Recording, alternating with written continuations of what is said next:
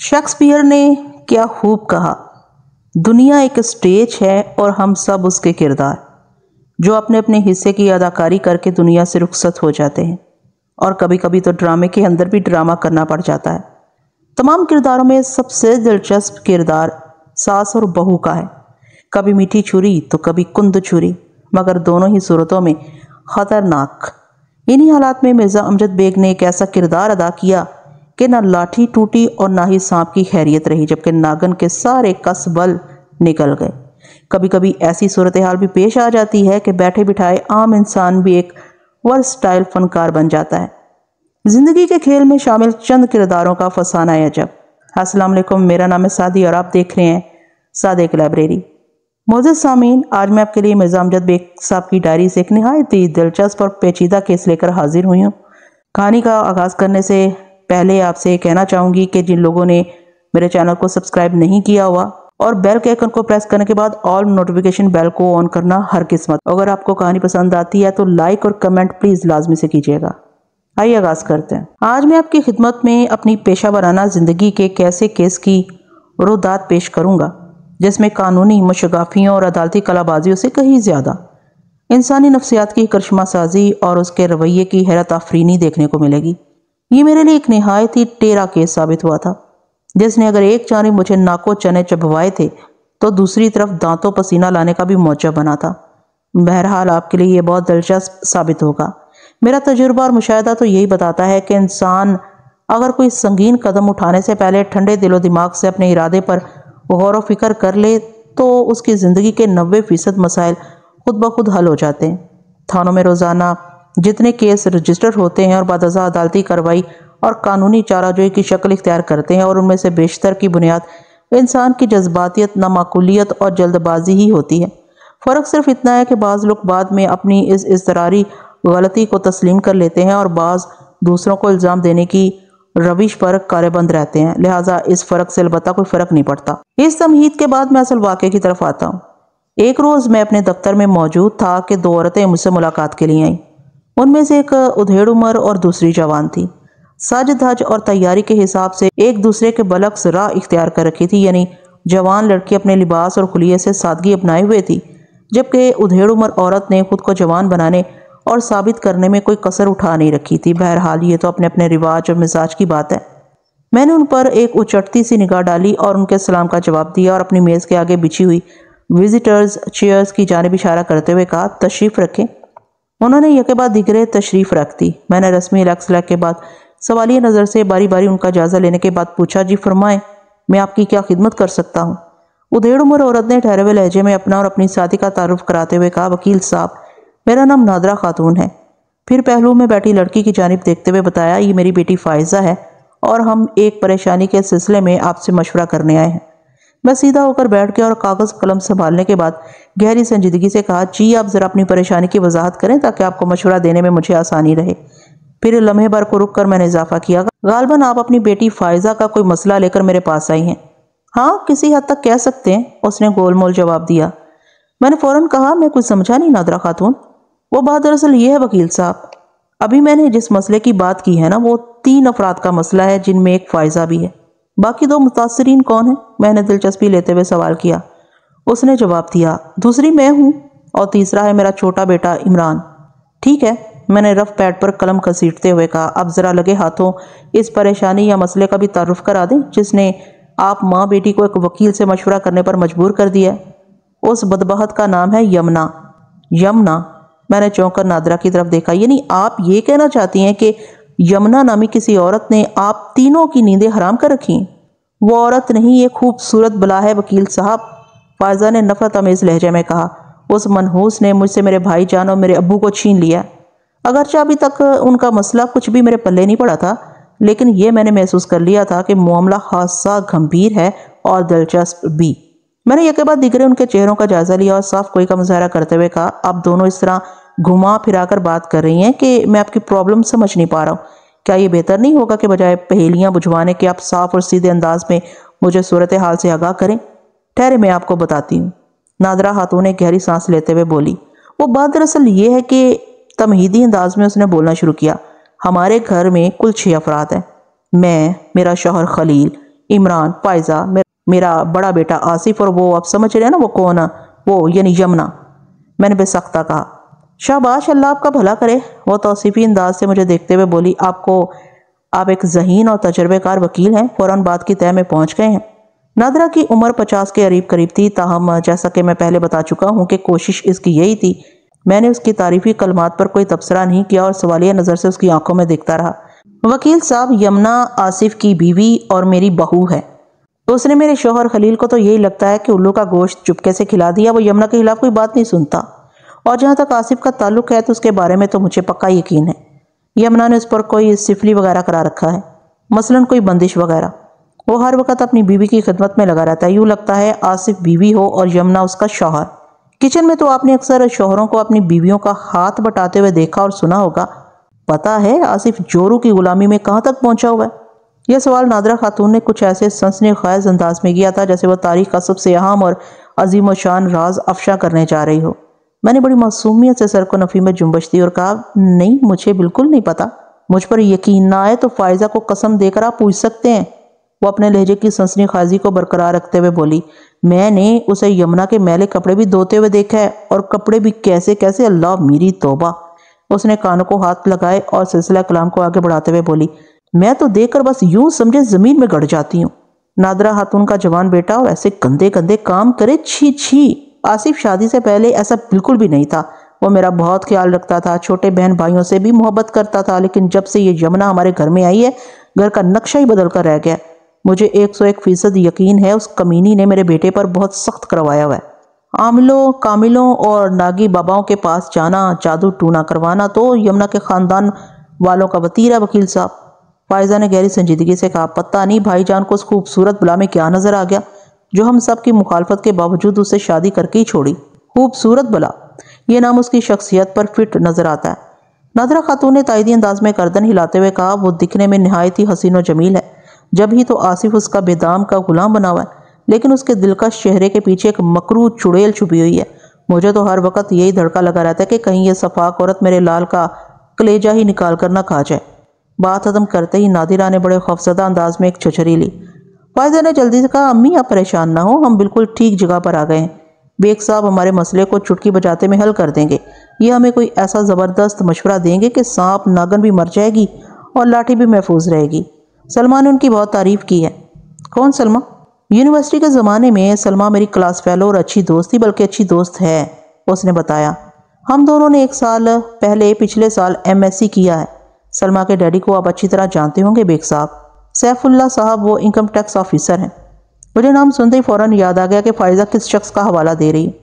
میں نے اس بات میں گردن ہلاتے ہوئے کہا، ہاں، سیف اللہ سے تو میری کافی گہری دوستی ہے، سیف انکل آپ کے دوست ہیں اور سلمہ سے میری دوستی ہے، اور اسی سلمہ نے مجھے آپ کے دفتر کی راہ دکھائی ہے، لہٰذا آپ کو ہماری پریشانی تو دور کرنا ہی ہوگی۔ سچی بات تو یہ ہے فائزہ، میں نے براہ راست اس کی آنکھوں میں دیکھتے ہوئے کہا، ابھی تک میں یہی طے نہیں کر پایا ہوں کہ آپ لوگوں کے اس گھریلو مسئلے کا وکیل سے کیا تعلق، اور جب تک میرے ذہن میں یہ کلیئر نہیں ہوگا میں آپ کے لیے کچھ بھی نہیں کر سکوں گا۔ فائزہ نے اپنی ماں کی طرف دیکھا۔ نادرہ خاتون نے کہا، آپ کا ذہن اس وقت کلیئر ہوگا وکیل صاحب جب آپ میری پوری کہانی ترتیب وار سن لیں گے۔ مجھے یقین ہے اس کہانی کے دوران ہی میں آپ کا قانونی دماغ ہمارے مسئلے کا کوئی نہ کوئی حل نکالے گا۔ بس ہمیں آپ سے کوئی ایسا تیرے بہدف مشورہ نما نسخہ چاہیے کہ جس کو آزماتے ہی یمنا سے ہمیں نجات مل جائے، اور جہاں تک آپ کی فیس کا تعلق ہے ہم آپ کی پوری فیس ادا کریں گے۔ سیف اللہ کا ریفرنس استعمال کرنے کا یہ مطلب ہرگز نہیں ہے کہ ہم فیس میں آپ سے کوئی رعایت چاہتے ہیں۔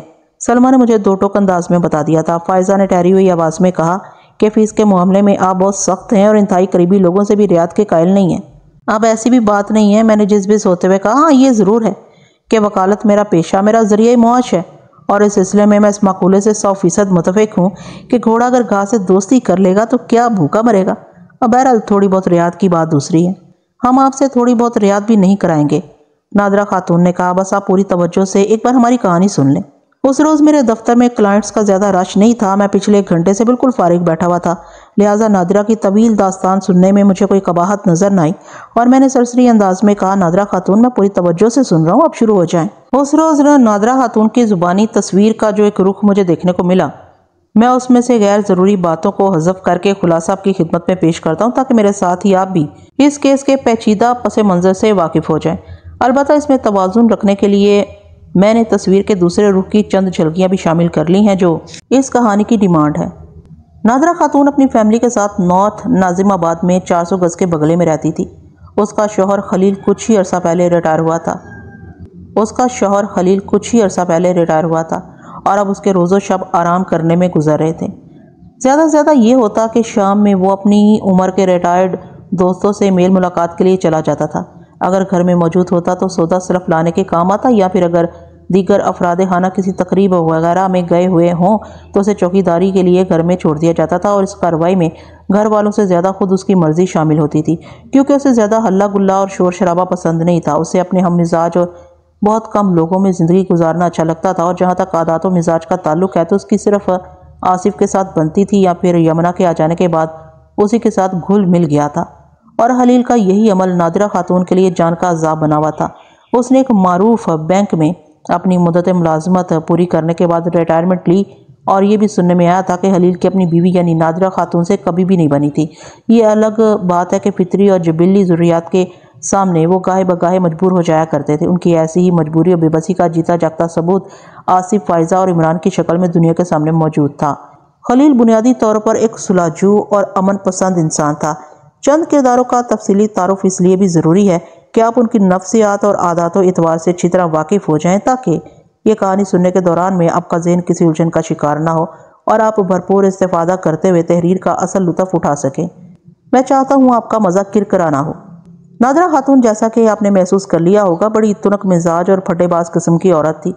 وہ ساس کس درجے کی ہوگی اس کا بخوبی اندازہ لگایا جا سکتا تھا۔ اسے خود کو چھوٹا ہی نہیں، خود کو کم عمر ثابت کرنے کا بھی حبت تھا۔ وہ بعض اوقات بڑے دھڑلے سے اپنے سے کم عمر خواتین و حضرات کو بھی آنٹی انکل کہہ دیا کرتی تھی۔ اس کے سٹائل کے پیش نظر میں نے دل میں اللہ کا شکر ادا کیا کہ اس نے اپنے ذوق و شوق کی تسکین کے لیے مجھے ادب سے امجد انکل نہیں کہہ دیا تھا۔ فائزہ کی عمر لگ بھگ 25 سال تھی۔ اس نے حال ہی میں MSc کیا تھا، اور وہ بھی میتھ میں۔ عموماً لڑکیاں اس مضمون میں ماسٹرز کرنے سے گھبراتی ہیں۔ فائزہ کے کارنامے سے یہ ظاہر ہوتا تھا کہ وہ چیلنج قبول کرنے والی ایک نڈر لڑکی تھی، لیکن دوسری جانب اس کی بے بسی اور جھنجھلاہٹ کو دیکھتے ہوئے فی الحال تو یہی محسوس ہوتا تھا کہ یمنا کی شکل میں اسے میتھ سے بھی زیادہ مشکل اور ٹیری بھابھی ملی تھی۔ فائزہ ایک پستہ قامت، گوری چٹی اور خوبصورت لڑکی تھی۔ عمران کی عمر کم و بیش 22 سال تھی۔ وہ BSc کر رہا تھا۔ وہ دبلا پتلا اور دراز قامت نوجوان تھا۔ مزاجاً عادتاً اسے کلنڈرا اور لاؤبالی کہا جا سکتا تھا۔ اسے گھر کے معاملات سے زیادہ دلچسپی نہیں تھی، کیونکہ اس کا زیادہ تر وقت گھر سے باہر کالج، کوچنگ، پلے گراؤنڈ اور دوستوں میں گزرتا تھا۔ تاہم نہایت ہی غیر محسوس انداز میں نادرہ اور فائزہ نے یمنا کے خلاف اسے اپنا خم خیال بنا رکھا تھا۔ عمران اوپنر بیٹسمین کی حیثیت سے بہت اچھی کرکٹ کھیلتا تھا۔ نادرہ کے بڑے بیٹے یعنی آصف نے MBA کر رکھا تھا، اور ایک کیمیکل فرم میں وہ مارکیٹنگ کے شعبے سے وابستہ تھا۔ وہاں سے اسے خاصی ہینڈسم سیلری ملتی تھی۔ اس زمانے میں آج کل کی طرح MBA کی ڈگری کی اتنی مٹی پلید نہیں ہوئی تھی۔ شاید اس کی ایک وجہ یہ بھی ہو کہ آج کل کی طرح اس زمانے میں ہر تیسرا نوجوان MBA نہیں ہوا کرتا تھا۔ ہماری پریشانیوں کا ایک بڑا سبب یہ بھی ہے کہ ہم بھیڑ چال سے باہر نکلنے کی کوشش نہیں کرتے۔ دوسروں کی اندھی تقلید کا ایک رواج سا بن گیا ہے۔ کوئی ڈاکٹر بن گیا تو بس اس کی دیکھا دیکھی اب سب MBBS کو اپنی معراج سمجھ رہے ہیں۔ یہی حال زندگی کے دیگر پیشہ ورانہ شعبوں کا بھی ہے۔ آصف کی آمدنی سے سارا گھر چل رہا تھا۔ خلیل کو ریٹائرمنٹ کے وقت جو کچھ ملا وہ ایک شاندار گھر کی تعمیر پر خرچ ہو گیا، یا پھر ایک عدد کار خرید لی گئی جو زیادہ تر آصف کے استعمال میں رہتی تھی، جس کی متعدد وجوہ تھی۔ نمبر 1، افراد خانہ میں سے صرف اس کو ڈرائیونگ آتی تھی۔ نمبر 2، یہ گاڑی خلیل احمد کی رقم سے خریدی گئی تھی اور آصف اس کا منظور نظر تھا۔ نمبر 3، گاڑی اس کی ضرورت بھی تھی، کیونکہ وہ پورے گھر کی کفالت کر رہا تھا اور اس کی جاب کا تقاضا تھا کہ اس کے پاس کار ہو وغیرہ وغیرہ۔ یہ ایک عام اور سیدھی سی بات ہے کہ جب مذکورہ کار زیادہ تر آصف کے استعمال میں رہتی تھی تو اس کی بیوی یمنا کو دوسروں کی بنسبت گاڑی کی سواری کا زیادہ موقع ملتا تھا، اور یہ بات نادرہ اور فائزہ کے دل پر بجلی بن کر گرتی تھی۔ اسی حسد اور جلاپے میں وہ دونوں ان دنوں ایک ڈرائیونگ اسکول سے ڈرائیونگ کا کورس کر رہی تھی۔ عمران کے تصرف میں ایک بائک رہتی تھی، لہٰذا گاڑی اس کا مسئلہ نہیں تھا۔ یہ وہی بائک تھی جو گاڑی گھر میں آنے سے پہلے آصف کے استعمال میں رہا کرتی تھی۔ عمران اس بائک کے ساتھ خوش تھا۔ یمنا اور آصف کی شادی کو کم و بیش 1 سال ہو گیا تھا، اور یہ شادی بھی بڑی مشکلوں سے گزرنے کے بعد ہو پائی تھی، اور جب سے ہوئی تھی اس نے اپنے علاوہ گھر کے دیگر افراد کو بھی مشکلات میں ڈال رکھا تھا۔ اسی شادی کے سبب گھر کا امن و سکون تباہ و برباد ہو کر رہ گیا تھا۔ قصور چاہے کسی کا بھی ہو، البتہ وہ گھر نمونہ جہنم بن چکا تھا۔ یمنا سے آصف کی پہلی ملاقات یمنا ہی کے گھر میں ہوئی تھی۔ یمنا اور فوزیہ صرف 2 بہنیں تھیں، اور فوزیہ یونیورسٹی میں آصف کی کلاس فیلو رہی تھی۔ نہ صرف کلاس فیلو بلکہ ان کے درمیان سنجیدہ تعلقات بھی قائم ہو گئے تھے۔ وہ دونوں ایک دوسرے کو بڑی شدت سے چاہنے لگے تھے۔ چنانچہ آصف کبھی کبھی فوزیہ کے گھر بھی اسے ملنے چلے جایا کرتا تھا۔ ان ملاقاتوں میں آصف کو اس لیے بھی بڑی آسانیاں میسر تھیں کہ فوزیہ اور یمنا کی والدہ کا انتقال ہو چکا تھا اور ان کا والد عبدالواحد زیادہ تر گھر سے باہر ہی رہتا تھا۔ ان لوگوں کی رہائش گارڈن ویسٹ کی ایک اپارٹمنٹ بلڈنگ میں تھی۔ یہ ایک 3 کمروں کا کشادہ فلیٹ تھا۔ عبدالواحد کا واٹر ٹینکر کا بزنس تھا۔ وہ صبح کا گیا رات کو ہی واپس لوٹتا تھا۔ اس دوران میں فوزی اور بمبئی کے سوا گھر میں کوئی اور فرد موجود نہیں ہوتا تھا اور یمنا اپنی باجی اور اس کے محبوب یعنی آصف کی ملاقاتوں کے لیے اپنا بھرپور تعاون پیش کرتی تھی۔ اسی تعاون کے دوران میں بڑے غیر محسوس طور پر اسے آصف سے محبت ہو گئی۔ تاہم آصف کی چاہت کو اس نے ہمیشہ اپنے سینے میں چھپا کر رکھا تاکہ اس کی باجی فوزیہ کو برا نہ لگے۔ پھر جب فوزیہ کی شادی آصف سے ہوگی تو یمنا کی محبت کو جیسے کسی کال کوٹری میں نکل کر سر پر توڑنے کا موقع مل گیا تھا۔ فوزیہ کی شادی بھی بڑے ڈرامائی انداز میں ہوئی۔ جیسا کہ میں نے بتایا ہے، عبدالواحد ایک کاروباری آدمی تھا اور کاروباری آدمی عموماً کاروباری نظر ہی سے ہر معاملے کو دیکھتا ہے۔ اس کے تو وہم و گمان میں بھی نہیں تھا کہ اس کی بڑی صاحبزادی نہ صرف یہ کہ کسی نوجوان کے عشق میں مبتلا ہے بلکہ چھوٹی صاحبزادی کے تعاون سے ان کی ملاقاتیں بھی جاری ہیں۔ عبدالواحد کو اپنی سوجھ بوجھ کے مطابق آصف کی شکل میں ایک اچھا رشتہ نظر آیا اور اس نے فوزیہ کی شادی کی تیاریاں شروع کر دی۔ اتفاق سے ان دنوں فوزیہ اور آصف میں شدید قسم کا جھگڑا چل رہا تھا۔ وجہ اس تنازع کی کیا تھی یہ یمنا بھی نہیں جانتی تھی۔ فوزیہ نے بڑے واضح الفاظ میں یمنا کو باور کرا دیا تھا کہ وہ آصف سے ہر تعلق توڑ چکی ہے، لہٰذا وہ بھی نہ تو آصف سے رابطہ کرے اور نہ ہی اسے فوزیہ اور آصف کی شادی کے بارے میں بتائے۔ یمنا نے اپنی باجی کی بات ماننے کا وعدہ کر لیا۔ یمنا اپنے طور پر محسوس کرتی تھی کہ اس کے سارے معاملے میں آصف کے ساتھ زیادتی ہو رہی ہے۔ شاید اس کی یہ سوچ اس وجہ سے ہو کہ وہ آصف کے لیے اپنے دل میں نرم گوشہ رکھتی تھی۔ ایسے معاملات میں انسان کی سوچ اس قسم کی ہو ہی جایا کرتی تھی۔ آصف کی رہائش کا گارڈن ایسٹ میں تھی اور وہ گاڑیوں کی خرید و فروخت کا کام کرتا تھا، یعنی استعمال شدہ گاڑیوں کی سیل پرچیز۔ اس نے باقاعدہ کوئی شو روم وغیرہ نہیں بنا رکھا تھا بلکہ یہ کام وہ اٹھتے بیٹھتے چلتے پھرتے کرتا رہتا تھا۔ علاوہ ازیں وہ اپنے علاقے ہی میں موجود ایک ڈرائیونگ ٹریننگ سینٹر بھی چلا رہا تھا۔ آصف ان کی اپنی کمیونٹی سے تعلق رکھتا تھا۔ شاید میں آپ کو یہ بتانا بھول گیا کہ یمنا اس مخصوص کمیونٹی سے تعلق رکھتی تھی جہاں لوگ عموماً اپنا بزنس کرنا ہی ٹھیک سمجھتے ہیں۔ ان کے ہاں ملازمت وغیرہ کا رجحان نہیں ہوتا اور شادیاں بھی زیادہ تر اپنی کمیونٹی میں ہی کرتے ہیں۔ لیکن یہ کوئی شرط یا فارمولا نہیں، وہ خود مسلمان ہے اور کسی بھی مسلمان جماعت میں شادی ممنوع نہیں سمجھتے۔ قصہ مختصر یوں سمجھیں کہ عبدالواحد نے پتہ نہیں فوزیہ کو کیا پٹی پڑھائی کہ وہ بلا چو چراں اس شادی کے لیے رضامند ہو گئی اور پھر یہ شادی ہو بھی گئی۔ اس شادی سے 1.5-2 ماہ پہلے آصف نے ان کے گھر آنا جانا بند کر دیا تھا۔ وہ کیا، اب تو اس کا فون بھی کبھی نہیں آیا تھا۔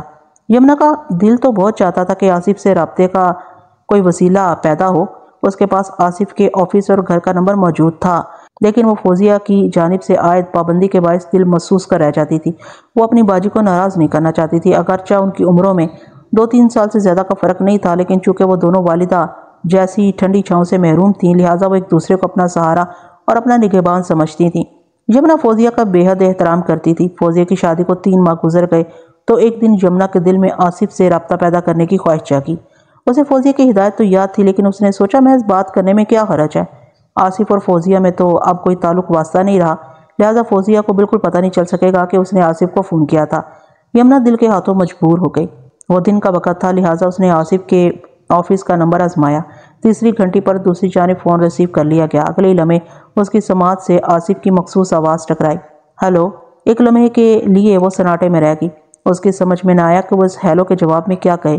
وہ شش و پنج میں مبتلا ہی تھی کہ آصف نے ٹھہرے ہوئے لہجے میں کہا، اللہ کے فضل سے میری یادداشت بڑی طاقتور ہے اور ٹیلی فون نمبر تو مجھے گویا حفظ ہو جاتے ہیں۔ یہ فون عبدالوہاب صاحب واٹر ٹینکر والے کے گھر سے کیا جا رہا ہے۔ اگر اگلے 3 سیکنڈ میں فون کرنے والے نے اپنا تعارف نہ کرایا تو میں یہ سمجھتے ہوئے ریسیور رکھ دوں گا کہ دوسری جانب فوزیہ ہے، کیونکہ مجھے کسی بھی صورت میں اور کسی بھی قیمت پر فوزیہ سے بات نہیں کرنی۔ آصف کا لہجہ ایسا اٹل اور قطعی تھا کہ یمنا نے 3 سیکنڈ کا بھی انتظار نہ کیا اور اضطراری انداز میں بولی، یہ میں ہوں یمنا۔ او ہو یمنا۔ آصف ایک گہری سانس لے کر رہ گیا۔ یمنا نے ڈرتے ڈرتے پوچھ لیا، اب تو فون بند نہیں کرو گے نا؟ نہیں، وہ متملانہ انداز میں بولا۔ پھر پوچھا، کہو یمنا کیسے فون کیا؟ اتنے عرصے کے بعد میری یاد کیسے آ گئی؟ اس کے من میں تو آئی کہ کہہ دے، آصف تمہاری یاد دل سے گئی کب تھی، لیکن وہ اپنی زبان سے ان الفاظ کو ادا نہ کر سکی اور سرسری انداز میں بولی، بس ایسے ہی، کیا تمہیں اچھا نہیں لگا؟ اوہ یہ بات نہیں، وہ جذبس ہوتے ہوئے بولا۔ پھر کیا بات ہے؟ وہ ہمت کر کے مستفسر ہوئی۔ دراصل وہ ہچکچاہٹ امیز انداز میں وضاحت کرتے ہوئے بولا، جس گھر سے تعلق ختم ہو گیا ہو وہاں سے کوئی فون کرے تو بڑا عجیب سا لگتا ہے، بالکل ناقابل یقین۔ تو اس کا مطلب یہ ہوا کہ تمہارا تعلق باجی کے علاوہ پورے گھر سے ہی تھا؟ یمنا نے مضبوط لہجے میں پوچھا۔ اور تمہارا جھگڑا بھی صرف باجی سے نہیں پورے گھر سے ہوا؟ تم کبھی کبھی بہت مشکل باتیں کرنے لگتی ہو، اولچھن زدہ انداز میں بولا۔ جھگڑا تو صرف تمہاری باجی سے ہوا تھا، اور وہ بھی ایسا کہ میں ساری زندگی اس کی شکل نہیں دیکھوں گا۔ تمہیں پتہ ہے باجی کی شادی ہو گئی ہے؟ یمنا نے اپنی دانست میں بہت بڑا انکشاف کیا تھا۔ آصف کے جواب نے اسے ٹھنڈا کر دیا۔ ہاں مجھے پتہ ہے، اس کی شادی کب، کہاں اور کس کے ساتھ ہوئی ہے، مجھے ایک ایک تفصیل معلوم ہے، اور یہ بھی کہ اس کا اپنے شوہر عاصم سے پہلا باقاعدہ پھڈا بھی ہو چکا ہے، چند دن پہلے جب وہ ناراض ہو کر واپس آ گئی تھی۔ اوہو، تم نے باجی پر کتنی گہری نظر رکھی ہوئی ہے، وہ حیرت بھرے لہجے میں بولی۔ مجھے یقین نہیں آ رہا۔ کس بات کا یقین نہیں آ رہا؟ آصف نے چپتے ہوئے لہجے میں پوچھا۔ اس بات کا کہ فوزیہ کا اپنے شوہر سے جھگڑا نہیں ہوا، یا اس بات کا کہ میں نے فوزیہ پر گہری نظر رکھی ہوئی ہے؟ یہ بات تو بالکل ٹھیک ہے کہ ان دونوں میں شدید قسم کا جھگڑا ہوا ہے، وہ معتدل انداز میں بولی۔ مجھے حیرت تمہاری معلومات پر ہے، تم لوگوں نے تو ایک دوسرے سے تعلقات ختم کر لیے تھے نا؟ تعلقات تو ختم ہی ہیں جو کبھی بحال نہیں ہو سکتے، وہ ایک گہری سانس خارج کرتے ہوئے بولا۔ فوزیہ نے مجھے جو زخم دیا ہے وہ اتنی آسانی سے بھرنے والا نہیں۔ بہرحال میں صرف دوستوں پر ہی نہیں دشمنوں پر بھی گہری نگاہ رکھتا ہوں۔ زخم دینے والی بات نے یمنا کو بری طرح چونکا دیا تھا۔ وہ فوزیہ کے ایسے کسی عمل سے واقف نہیں تھی جسے آصف کے لیے زخم دینے والا کہا جا سکے۔ اس انکشاف نے اس کے رگوں پے میں تشویش دوڑا دی۔ اس کا جی چاہا کہ وہ آصف سے مزید باتیں کرے۔ کیا میں مزید چند منٹ تم سے بات کر سکتی ہوں؟ یمنا نے آصف سے پوچھا۔ تم بہت زیادہ مصروف تو نہیں ہو نا؟ نہیں، میں اس وقت بالکل فری ہوں، وہ صاف کوئی کا مظاہرہ کرتے ہوئے بولا۔ تم سے باتیں ہو سکتی ہیں، صرف یہ خیال رہے کہ وہ باتیں میرے زخموں پر نمک کا کردار ادا نہ کریں۔ نہیں، ایسا ہرگز نہیں ہوگا، یمنا نے بڑے وثوق سے کہا۔ آصف یقین کرو، مجھے بالکل معلوم نہیں ہے کہ تم دونوں کے بیچ بگاڑ کا سبب کیا تھا۔ میں صرف اپنا ذہن صاف کرنا چاہتی ہوں۔ بتاؤ وہ کون سا سنگین معاملہ تھا جس نے تم دونوں کے دل میں ایک دوسرے کے لیے اتنی شدید نفرت بھر دی تھی؟ کیا تم واقعی کچھ نہیں جانتی ہو؟ آصف نے متملانہ لہجے میں پوچھا۔ بالکل نہیں، وہ قطعیت سے بولی۔ چاہو تو قسم لے لو۔ قسم کی ضرورت نہیں، وہ جلدی سے بولا۔ اگر واقعی تم کچھ نہیں جانتی ہو تو تمہیں ضرور جاننا چاہیے۔ میرے خیال میں تمہیں حقیقت کا علم ہونا چاہیے۔ ایک لمحے کو رک کر اس نے احتیاطاً پوچھ لیا۔ کیا فوزیہ نے تمہیں ہمارے جھگڑے کے بارے میں کچھ نہیں بتایا تھا؟ بالکل بھی نہیں، وہ مضبوط لہجے میں بولی۔ اس نے صرف اتنا کہا تھا کہ آصف سے اب اس کا کوئی تعلق نہیں ہے، اور یہ کہ میں کبھی آصف یعنی تم سے رابطہ کرنے کی کوشش نہ کروں۔ تو گویا تم مجھے فون کر کے اپنی باجی کی حکم عدولی کر رہی ہو۔ اب جو بھی ہو، وہ سرسری انداز میں بولی۔ تم مجھے کسی ایسے واقعے کے بارے میں بتانے والے تھے جو تم دونوں کے جھگڑے کا سبب بنا تھا۔ آج کل انکل واحد کتنے بجے گھر آ رہے ہیں؟ آصف نے گہری سنجیدگی سے پوچھا۔ وہ اس غیر متوقع سوال پر چونک اٹھی۔ بے سختہ اس کی زبان سے نکلا، کیوں؟ تم یہ بات کس لیے پوچھ رہے ہو؟ بس ایسے ہی، وہ بات کو گول کرتے ہوئے بولا۔ وہ 8 بجے کے بعد، وہ سوچ میں ڈوبے ہوئے لہجے میں بولا، اور اس وقت ابھی 3 بجے ہیں۔ اس کا مطلب ہے ابھی انکل واحد کے آنے میں اچھا خاصا وقت ہے۔ کیا آج کل فوزیہ تو رہنے کے لیے نہیں آئی ہوئی؟ نہیں، وہ جلدی سے بولی۔ پھر پوچھا، آصف تم اتنے پورے اسرار انداز میں یہ سوالات کیوں کر رہے ہو؟ خیریت تو ہے نا؟ بالکل خیریت ہے، وہ بڑی رسان سے بولا۔ تم ایک اچھی لڑکی ہو یمنا۔ میں ایک اچھی لڑکی ہوں، وہ الجھن زدہ انداز میں بولی۔ پھر یہ کہ میں تم سے ملنا چاہتا ہوں آج ہی، وہ وضاحت کرتے ہوئے بولا۔ تم گھر سے تھوڑی دیر کے لیے نکل سکتی ہو یا میں گھر میں آ جاؤں؟ میں کسی بھی وقت آفس سے اٹھ سکتا ہوں۔ وہ ششو پنج میں پڑ گئی۔ فوری طور پر اس کی سمجھ میں نہ آیا کہ کیا جواب دے۔ آصف نے کڑیدنے والے انداز میں پوچھ لیا، کیا مجھ سے ملاقات میں کوئی قباحت ہے؟ نہیں، وہ جلدی سے بولی، ایسی بات نہیں۔ ایسی بات نہیں تو پھر ہماری ملاقات کہاں ہو رہی ہے؟ تمہارے گھر میں یا گھر سے باہر کسی ریسٹورنٹ میں، کسی آئس کریم پارلر میں؟ آئس کریم پارلر زیادہ مناسب رہے گا، اس نے ہمت کر کے بے دھڑک کہہ دیا۔ 1 گھنٹے کے بعد وہ دونوں ایک ٹھنڈے ٹھار آئس کریم پارلر میں بیٹھے ہوئے تھے۔ رسمی لفظ کے بعد آصف نے کہا، ایک بات کا خیال رکھنا یمنا، ہماری اس ملاقات کا تمہاری باجی کو پتہ نہیں چلنا چاہیے۔ میرے لیے تو کوئی مسئلہ نہیں، لیکن تمہارے لیے کوئی مشکل کھڑی ہو سکتی ہے۔ میں خود بھی یہی چاہتی ہوں، وہ اس بات میں گردن ہلاتے ہوئے بولی۔ ایک باجی فوزیہ ہی نہیں بلکہ ہماری ملاقات کی کسی کو بھی خبر نہیں ہونی چاہیے۔ میری جانب سے تم بالکل مطمئن رہو، وہ چٹانی لہجے میں بولا۔ یمنا نے ایک پرسکون سانس خارج کرتے ہوئے کہا، دوسری باتیں تو ہوتی رہیں گی، پہلے تم مجھے جھگڑے والی بات کے بارے میں بتاؤ کہ تمہاری باجی جان نے مجھے کتنی گہری چوٹ دی ہے۔ وہ یمنا کی آنکھوں میں بہت دور تک دیکھتے ہوئے بولا، اس بات کا فیصلہ تو میں تمہاری بات سننے کے بعد ہی کر سکوں گی۔ کیا تم یہی سمجھتی ہو کہ میرے اور فوزیہ کے بیچ کوئی سنجیدہ تعلق تھا؟ ہاں بالکل، تم دونوں ایک دوسرے کو بڑی شدت سے چاہتے تھے۔ میں بھی ایک عرصے تک ایسے ہی سمجھتا تھا، وہ ٹوٹے ہوئے لہجے میں بولا، اور میں اس لیے ایسا سمجھ رہا تھا کہ میری محبت اور میری چاہت میں کوئی کھوٹ نہیں تھا۔ تو کیا تم مجھے یہ بتانے کی کوشش کرے کہ باجی فوزیہ محبت کے معاملے میں سنجیدہ نہیں تھی؟ وہ آصف کو عجیب سی نظروں سے دیکھتے ہوئے بولی۔ ہاں یہی حقیقت ہے، وہ ٹھوس انداز میں بولا۔ پتہ نہیں تم کیا کہہ رہے ہو؟ یمنا کی الجھن میں اضافہ ہو گیا۔ میری تو سمجھ میں کچھ نہیں آ رہا آصف۔ سچی بات تو یہ ہے کہ وہ مجھ سے محبت نہیں بلکہ کھلواڑ کر رہی تھی۔ وہ گہری سنجیدگی سے بولا۔ میں جسے محبت سمجھ رہا تھا وہ فوزیہ کی نظر میں ایک ڈرامائی کھیل تھا، شرط جیتنے کی کوشش۔ کیسی شرط؟ یمنا کی الجھن میں حیرت بھی شامل ہو گئی۔ فوزیہ نے سرمد سے شرط لگا رکھی تھی کہ وہ مجھے الو بنا کر دکھا سکتی ہے، آصف نے گمبھیر لہجے میں بتایا۔ سرمد میرا یعنی ہمارا کلاس فیلو تھا، وہ مجھے ایک نظر نہیں پاتا تھا۔ عجیب چچھوری اور کمینی حرکتیں تھی اس کی۔ ہم دونوں میں اکثر بحث و تکرار ہوتی رہتی تھی۔ میں اس کے بارے میں اچھی رائے نہیں رکھتا تھا اور اکثر و بیشتر اپنی رائے کا اظہار بھی کرتا رہتا تھا، لہٰذا سرمد نے مجھے اذیت پہنچانے کے لیے فوزیہ کو استعمال کیا۔ وہ مجھ سے محبت کا ناٹک کرتی رہی اور میں اس کی ہر ادا کو محبت سمجھتا رہا، اور یہی میری بے وقوفی تھی۔ افسوس کہ سرمد نے فوزیہ کو اپنے ہاتھوں کا کھلونا بنا کر مجھے مات دی ہے۔ میں محبت کی بازی ہار گیا یمنا، اور یہ سب کچھ تمہاری باجی فوزیہ کا کیا دھر ہے۔ اب تم ہی بتاؤ فوزیہ کے اس کردار کے بارے میں اسے نفرت کے سوا اور کیا کر سکتا ہوں؟ آصف تم نے جو کہانی سنائی ہے وہ واقعی بڑی افسوسناک ہے، یمنا نے ٹھہرے ہوئے لہجے میں کہا۔ لیکن کیا تم نے سمر کی تصدیق کر لی تھی کہ اس سارے کھیل میں باجی قصوروار ہیں؟ وہ سرمد کے ساتھ مل کر تمہیں بے وقوف بنا رہی تھی۔ ہمارے تعلقات کے اختتام پر جب ایک روز سرمد نے مجھے فون کر کے حقیقت حال سے آگاہ کیا تو مجھے یقین نہیں آیا۔ میں نے یہی سوچا کہ وہ میرا بدخواہ ہے، لہٰذا یہ اس کی چال بھی ہو سکتی ہے، آصف وضاحت کرتے ہوئے بولا۔ میں نے اسے کہا کہ وہ جو کچھ بھی بکواس کر رہا ہے اس کا ثبوت ہے اس کے پاس۔ جانتی اس نے کیا جواب دیا؟ نہیں جانتی، یمنا نے نفی میں گردن ہلائی۔ اس نے کہا کہ سب سے بڑا ثبوت خود فوزیہ ہے۔ آصف اپنی بات کو آگے بڑھاتے ہوئے بولا۔ میں چاہوں تو وہ تصدیق کے لیے فوزیہ سے میرا سامنا کرا سکتا ہے۔ میں نے نفرت سے کہا کہ میں اس ذلیل لڑکی کی شکل نہیں دیکھنا چاہتا۔ اس پر وہ بولا، ٹھیک ہے چلو شکل نہ دیکھو، فون پر ہی بات کر لو تاکہ تمہاری تسلی ہو جائے کہ فوزیہ نے تمہارے ساتھ جو کچھ بھی کیا وہ ایک فل ٹائم ڈرامہ تھا۔ تم اس قابل نہیں ہو کہ کوئی لڑکی تم سے محبت کرے، زیادہ گلفام بننے والے تم جیسے الو کے پٹھوں کا یہی انجام ہوتا ہے۔ ذرا سوچو یمنا، وہ اپنے دل کے پھپھولوں پر ٹھنڈی آئس کریم کا پھاہا رکھتے ہوئے بولا۔ اس قسم کی باتیں اور وہ بھی سرمد کی زبانی سن کر میرا کیا حال ہوا ہوگا؟ میں تمہاری اذیت کو سمجھ سکتی ہوں آصف، وہ ہمدردانہ نظر سے آصف کو دیکھتے ہوئے بولی، لیکن میں پھر یہی جاننا چاہوں گی کہ تم نے باجی سے اس بات کی تصدیق کی ہے کہ اس نے ایسا کیوں کیا؟ اس نے ایسا کیوں کیا اس سے مجھے کوئی مطلب نہیں ہے، اور نہ ہی میں اس تحقیق میں پڑھنا چاہتا ہوں۔ وہ ایک بوجھل سانس خارج کرتے ہوئے بولا، البتہ میں نے ان تمام حجت کے طور پر سرمد کی بات کی تصدیق ضروری جانی اور تمہاری باجی سے فون پر بات کرنے کی حامی بھر لی۔ میری بات کے جواب میں سرمد نے جانتی ہو کیا کہا تھا؟ مجھے نہیں معلوم، تم بتاؤ۔ وہ سوالیہ نظر سے اسے دیکھنے لگی۔ اس نے بڑے فخر سے کہا تھا، آصف نے بتایا۔ لو کر لو بات، فوزیہ اس وقت میرے پاس ہی بیٹھی ہوئی ہے۔ تو پھر تم نے فوزیہ سے بات کی؟ یمنا نے پوچھا۔ بات کی تھی تو اس نتیجے پر پہنچا تھا نا، وہ جگر پاش نظروں سے یمنا کو دیکھتے ہوئے بولا۔ میں کوئی الو کا پٹھا نہیں ہوں کہ سرمد کی بات کا یقین کر کے فوزیہ کو غلط سمجھ لیتا۔ فوزیہ نے جب اقرار کیا کہ محبت کی وہ کہانی محض ایک ناٹک تھا تو مجھے یقین آ گیا کہ فوزیہ گھٹیا کمینی کمظرف لڑکی ہے اور ایسی لڑکی سے صرف نفرت ہی کی جا سکتی ہے۔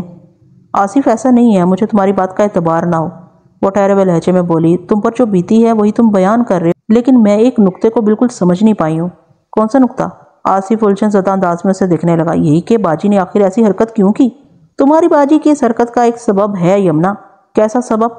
کیا تم نے سرمد کو دیکھا ہے؟ نہیں، یمنا نے نفی میں گردن ہلائی، صرف نام سنا ہے، وہ بھی تمہاری زبانی۔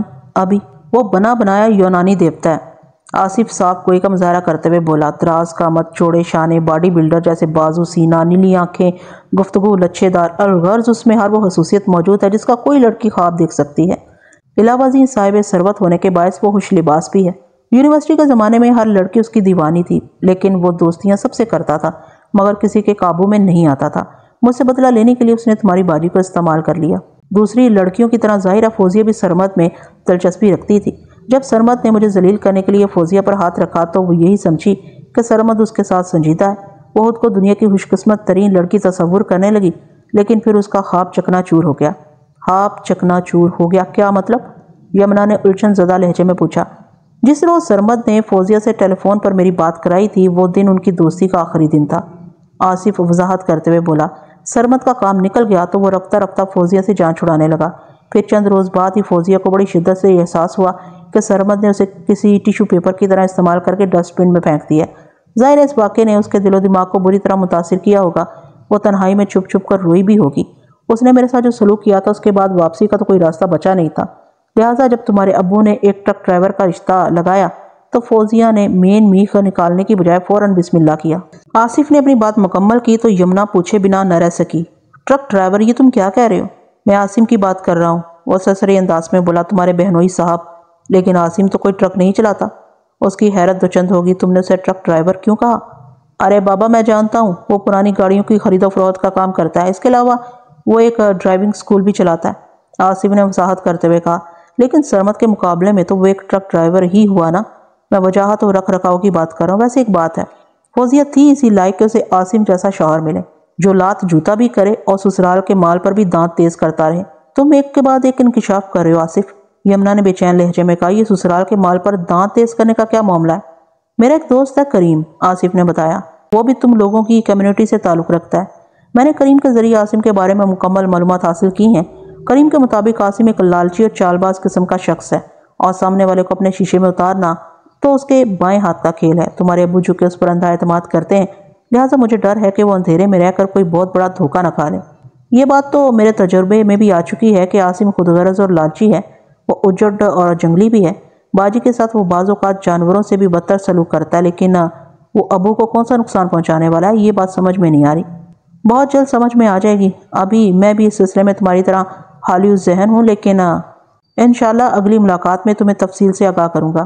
میں نے کریم کو اس معاملے کی ٹوکری لگایا ہوا ہے، اس نے ابھی صرف اتنا بتایا ہے کہ کسی پلاٹ وغیرہ کا چکر ہے۔ پلاٹ کا چکر؟ یمنا نے بھویں سکیڑتے ہوئے کہا۔ تم ابھی سے خود کو سوچ میں مت ڈالو یمنا۔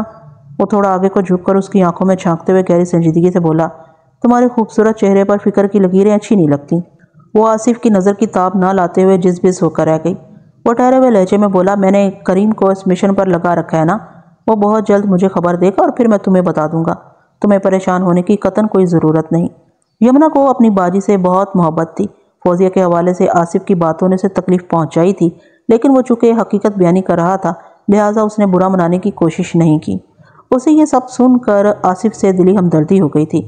اس بیچارے کے ساتھ واقعی بڑی زیادتی بلکہ ظلم ہوا تھا۔ وہ اپنے دل میں آصف کو چاہنے لگی تھی۔ محبت، چاہت اور ہمدردی نے مل کر ایسا جادو چلایا کہ وہ دل و جان سے آصف کی ہو گئی۔ آج اس نے آصف کی آنکھوں میں بھی اپنے لیے چاہت کے جذبات دیکھ لیے تھے۔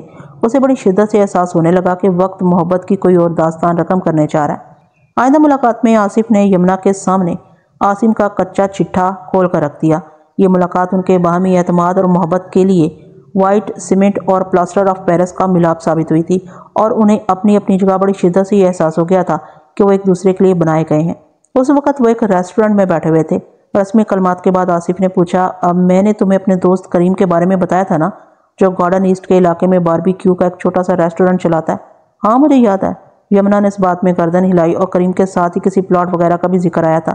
میں نے کریم کے ذریعے پلاٹ اور عاصم کی کہانی معلوم کر لی ہے۔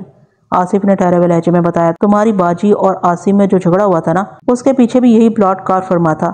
عاصم نے بہت دور تک پلاننگ کر رکھی ہے۔ لیکن یہ پلاٹ کا کیا چکر ہے؟ یمنا نے سوالیہ نظر سے اس کی طرف دیکھا۔ مجھے یقین ہے تمہارے علم میں یہ بات ہوگی، اور اگر تمہیں اس بارے میں کچھ پتا نہیں تو تمہیں جاننے کی کوشش کرنا چاہیے، کیونکہ فوزیہ کی شادی کے بعد اپنے ابو کے مفادات کی حفاظت اور نگرانی کرنا تمہاری ذمہ داری ہے۔ آصف ایک ہی سانس میں بولتا چلا گیا۔ اگر تم نے اس معاملے میں دلچسپی نہ لی تو عاصم چپکے سے اپنا کام دکھا دے گا اور تم لوگ ہاتھ ملتے رہ جاؤ گے۔ آصف، تمہاری باتیں سن کر تو میرے دماغ میں درد ہونے لگا ہے۔ وہ دونوں ہاتھوں سے اپنے سر کو تھامتے ہوئے بولی، پلیز تفصیل ختم کرو اور اس پلاٹ کے بارے میں بتاؤ جو مستقبل قریب میں ہمارے لیے وبال جان بننے والا ہے۔ آصف چند لمحات تک سوچتی ہوئی نظر سے یمنا کو دیکھتا رہا، پھر ٹھہرے ہوئے لہجے میں بولا، تمہارے ابو سے چھوٹے دو بھائی ہیں، عبدالاحد اور عبداللہ۔ ان تینوں بھائیوں کی مشترکہ ملکیت ایک پلاٹ ہے جس کے کاغذات تمہارے ابو کے پاس رکھے ہیں۔ چھوٹے بھائیوں خصوصاً عبداللہ کی یہ خواہش اور کوشش رہی ہے کہ اس پلاٹ کو فروخت کر کے رقم تینوں میں برابر تقسیم کر لی جائے، لیکن تمہارے ابو مذکورہ پلاٹ بیچنے کے لیے آمادہ نہیں ہے۔ عبداللہ نے خود سے بڑے بھائی عبدالاحد کو اپنے ساتھ ملانے کی کوشش کی تاکہ وہ دونوں باہمی طور پر عبدالواحد کو پلاٹ کی فروخت کے لیے آمادہ کر سکے، لیکن عبدالاحد نے عبداللہ کی بات ماننے سے انکار کر دیا۔ اس معاملے میں عبدالاحد کا موقف بڑا واضح ہے، یعنی اس نے بڑے صاف الفاظ میں عبداللہ سے کہہ دیا ہے کہ بھائی جان یعنی تمہارے ابو جب چاہیں گے جب ہی وہ پلاٹ فروخت کیا جائے گا۔ میں غلط تو نہیں کہہ رہا ہوں یمنا؟ یہاں تک پہنچنے کے بعد وہ سوالیہ نظر سے یمنا کو دیکھنے لگا۔ وہ اس بات میں سر ہلاتے ہوئے بولی، تم نے جس پلاٹ کا ذکر کیا ہے میں اس سے اچھی طرح واقف ہوں، وہ بہت ہی قیمتی پلاٹ ہے۔ ایک محتاط اندازے کے مطابق اس پلاٹ کی کم از کم قیمت بھی 50 لاکھ ہے، اور پلاٹ کی فروخت کے سلسلے میں ابو کا اپنا ایک سٹینڈ ہے۔ ابو چاہتے ہیں کہ مذکورہ پلاٹ تینوں بھائیوں میں سے کسی ایک کی ملکیت رہے۔ اگر فروخت کرنا ناگزیر ہو جائے تو انہی تینوں میں سے کسی ایک کو خرید لینا چاہیے، کیونکہ 2-3 سال میں اس پلاٹ کی قیمت لاکھوں سے بڑھ کر کروڑوں میں چلی جائے گی۔ پلاٹ چونکہ مین روڈ پر واقع ہے، اس لیے بہت سے بلڈرز کی بھی اس پر نگاہیں لگی ہوئی ہیں۔ وہاں پر ایک شاندار شاپنگ مال کھڑا کیا جا سکتا ہے، یا گراؤنڈ اور میزنائن پر شاپنگ سینٹر بنانے کے بعد اوپر 4-5 فلور تک سپر لگژری اپارٹمنٹس تعمیر کیے جا سکتے ہیں۔ مستقبل میں اس پلاٹ کی کیا قدر و قیمت ہے یہ ابو کو اچھی طرح پتہ ہے، اور کسی حد تک انکل عبدالاحد بھی اس حقیقت سے واقف ہیں، اس لیے وہ ابو کی ہاں میں ہاں ملا کر خاموش ہوئے بیٹھے ہیں۔ لیکن ایک اور آدمی بھی اس پلاٹ کا قدردان ہے، آصف نے معنی خیز لہجے میں کہا، اور وہ خاموش ہو کر بیٹھنے کو تیار نہیں۔ انکل عبداللہ، یمنا نے اضطراری انداز میں کہا۔ بالکل نہیں، آصف نے قطعی لہجے میں کہا، تمہارا اندازہ غلط ہے۔ یمنا حیرت بھری نظر سے اسے تکنے لگی۔ اس شخص کا نام ہے عاصم، آصف نے انکشاف انگیز انداز میں بتایا۔ عاصم وہ کیسے؟ وہ پوچھے بنا نہ رہ سکی۔ ویسے کہ عاصم خاصا تیز ترار اور چلتا پرزا قسم کا بنتا ہے، گاڑیوں کی سیل پرچیز ہما شما کے بس کا کھیل تو ہے نہیں۔ یہ تو تمہیں بھی اندازہ ہوگا کہ وہ کس قدر کائیاں اور شاطر دماغ ہے۔ ہاں بخوبی اندازہ ہے مجھے، یمنا نے کہا۔ عاصم کی یہ تمام تر خوبیاں تمہارے چھوٹے چچا عبداللہ سے چھپی نہیں رہ سکیں، آصف نے اپنی بات کو آگے بڑھاتے ہوئے کہا، کیونکہ عبداللہ انکل خود بھی کچھ کم چالاک نہیں ہے۔ عبداللہ نے وقت ضائع کیے بغیر عاصم سے گٹھ جوڑ کر لیا، اور اسے یہ پٹی پڑھائی ہے کہ وہ فوزیہ کو استعمال کر کے کسی طرح اس قیمتی پلاٹ کے کاغذات والی فائل حاصل کر لے۔ پھر وہ دونوں کوئی چکر چلا کر پلاٹ کو فروخت کر دیں گے، اور اس کی فروخت سے حاصل ہونے والی رقم کو آدھا آدھا تقسیم کر لیں گے۔ عاصم اور فوزیہ کے درمیان ہونے والا پھڈا اسی سلسلے کی کڑی ہے۔ عاصم نے عبداللہ انکل سے تعاون کی حامی بھر لی، لیکن عبداللہ انکل کو یہ نہیں معلوم کہ بقول شہی سے عاصم اس قسم کے کاموں میں ان کا بھی باپ ہے۔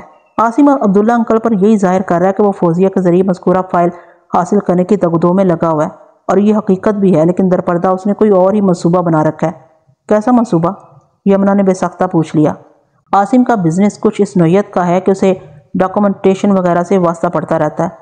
آصف مزید وضاحت کرتے ہوئے بولا، بعض لاوارث اور چوری کی گاڑیوں کے کاغذات کی تیاری کے لیے اس نے اس فیلڈ کے ایک چیتا صفت شخص سے دوستانہ گانٹھ رکھا ہے۔ مذکورہ بندے کا نام اکبر لاکھانی ہے۔ نقل بمطابق اصل نوعیت کے دستخط اور دیگر دستاویزات تیار کرنا اور کرانا اکبر لاکھانی کے لیے بچوں کے کھیل کی حیثیت رکھتا ہے، اور عاصم نے اسی اکبر سے پلاٹ کے کاغذات کے بارے میں بات کی ہے۔ اکبر نے اسے کہا ہے کہ وہ فائل اڑا لائے۔ تینوں بھائیوں کے دستخط، پاور آف اٹارنی اور دیگر ہر قسم کے قانونی تقاضوں سے وہ خود نپٹ لے گا۔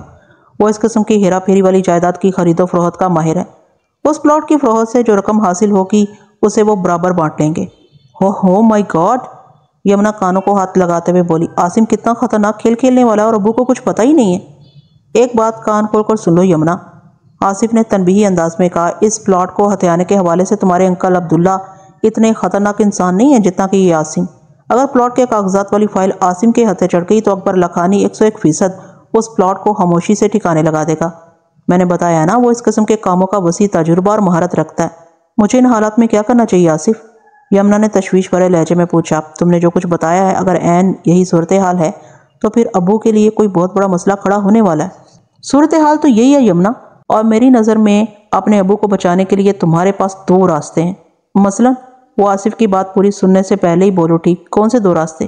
نمبر 1، وہ لہجے کی سنجیدگی کو برقرار رکھتے ہوئے بولا، تم ان تشویشناک حالات کے بارے میں منوان اپنے ابو کو بتا دو، وہ پلاٹ کے کاغذات والی فائل کا خود ہی کوئی محفوظ بندوبست کر دیں گے۔ نمبر 2، تم اس فائل تک رسائی حاصل کر کے اس میں سے اصل کاغذات غائب کر دو، اور ان کی جگہ کاغذات کی ادھوری فوٹو کاپی ایک ساتھ نتھی کر کے رکھ دو، تاکہ اگر عاصم کسی بھی طرح فوزیہ کے ذریعے وہ فائل چرانے میں کامیاب ہو جائے تو اسے اصل مقصد میں ہرگز کامیابی حاصل نہ ہو۔ مجھے تو پہلا راستہ اپیل کر رہا ہے، نہ کوئی جھنجھٹ اور نہ ہی کوئی ہیر پھیر۔ میں ابو کو صورتحال سے آگاہ کر دیتی ہوں، وہ خود ہی مذکورہ فائل کی حفاظت کا انتظام کر لیں گے۔ ٹھیک ہے، آصف نے گہری سانس خارج کرتے ہوئے کہا۔ دونوں میں تھوڑی دیر تک مزید کچھ باتیں ہوئیں، پھر وہ ریسٹورنٹ سے اٹھ گئے۔ چند روز بعد وہ ایک مقامی پارک میں ملے۔ اس بار یمنا کے پاس بتانے اور کہنے کے لیے بہت کچھ تھا۔ کولڈ ڈرنک سے لطف اندوز ہوتے ہوئے یمنا نے انکشاف انگیز انداز میں بتایا، آصف ابو اتنے بھی سیدھے نہیں ہیں جیسے وہ نظر آتے ہیں۔ تم نے انکل کا کون سا ٹیر پن دیکھ لیا؟ آصف نے مذاق کے رنگ میں پوچھا۔ میں نے ان سے پلاٹ کے کاغذات والا معاملہ ڈسکس کیا تھا، یمنا نے بتایا۔ اچھا، آصف پوری طرح اس کی جانب متوجہ ہو گیا۔ پھر انہوں نے کیا کہا؟ وہ ہماری توقعات سے زیادہ محتاط اور تیز ثابت ہو رہے ہیں، یمنا وضاحت کرتے ہوئے بولی۔ میں نے جب ان سے پلاٹ کے کاغذات کے بارے میں گفتگو شروع کی تو انہوں نے کہا کہ وہ اس حوالے سے ہونے والی پراسرار سرگرمیوں سے بخوبی آگاہ ہیں۔ ایک روز انہوں نے فوزیہ کو اس کمرے میں بڑے مشکوک انداز میں چکراتے اور ٹٹول کرتے دیکھ لیا تھا جہاں پلاٹ کے کاغذات والی فائل رکھی ہے۔ انہیں چھٹی حص نے بتایا کہ باجی فوزیہ اسی فائل کے چکر میں ہے۔ انہوں نے باجی سے باز پرس نہیں کی اور غیر محسوس انداز میں اس معاملے کی ٹو میں لگ گئے۔ جلد ہی انہیں اس بات کا پتہ چل گیا کہ اس فتنے کے پیچھے عاصم کا شیطانی دماغ کام کر رہا ہے۔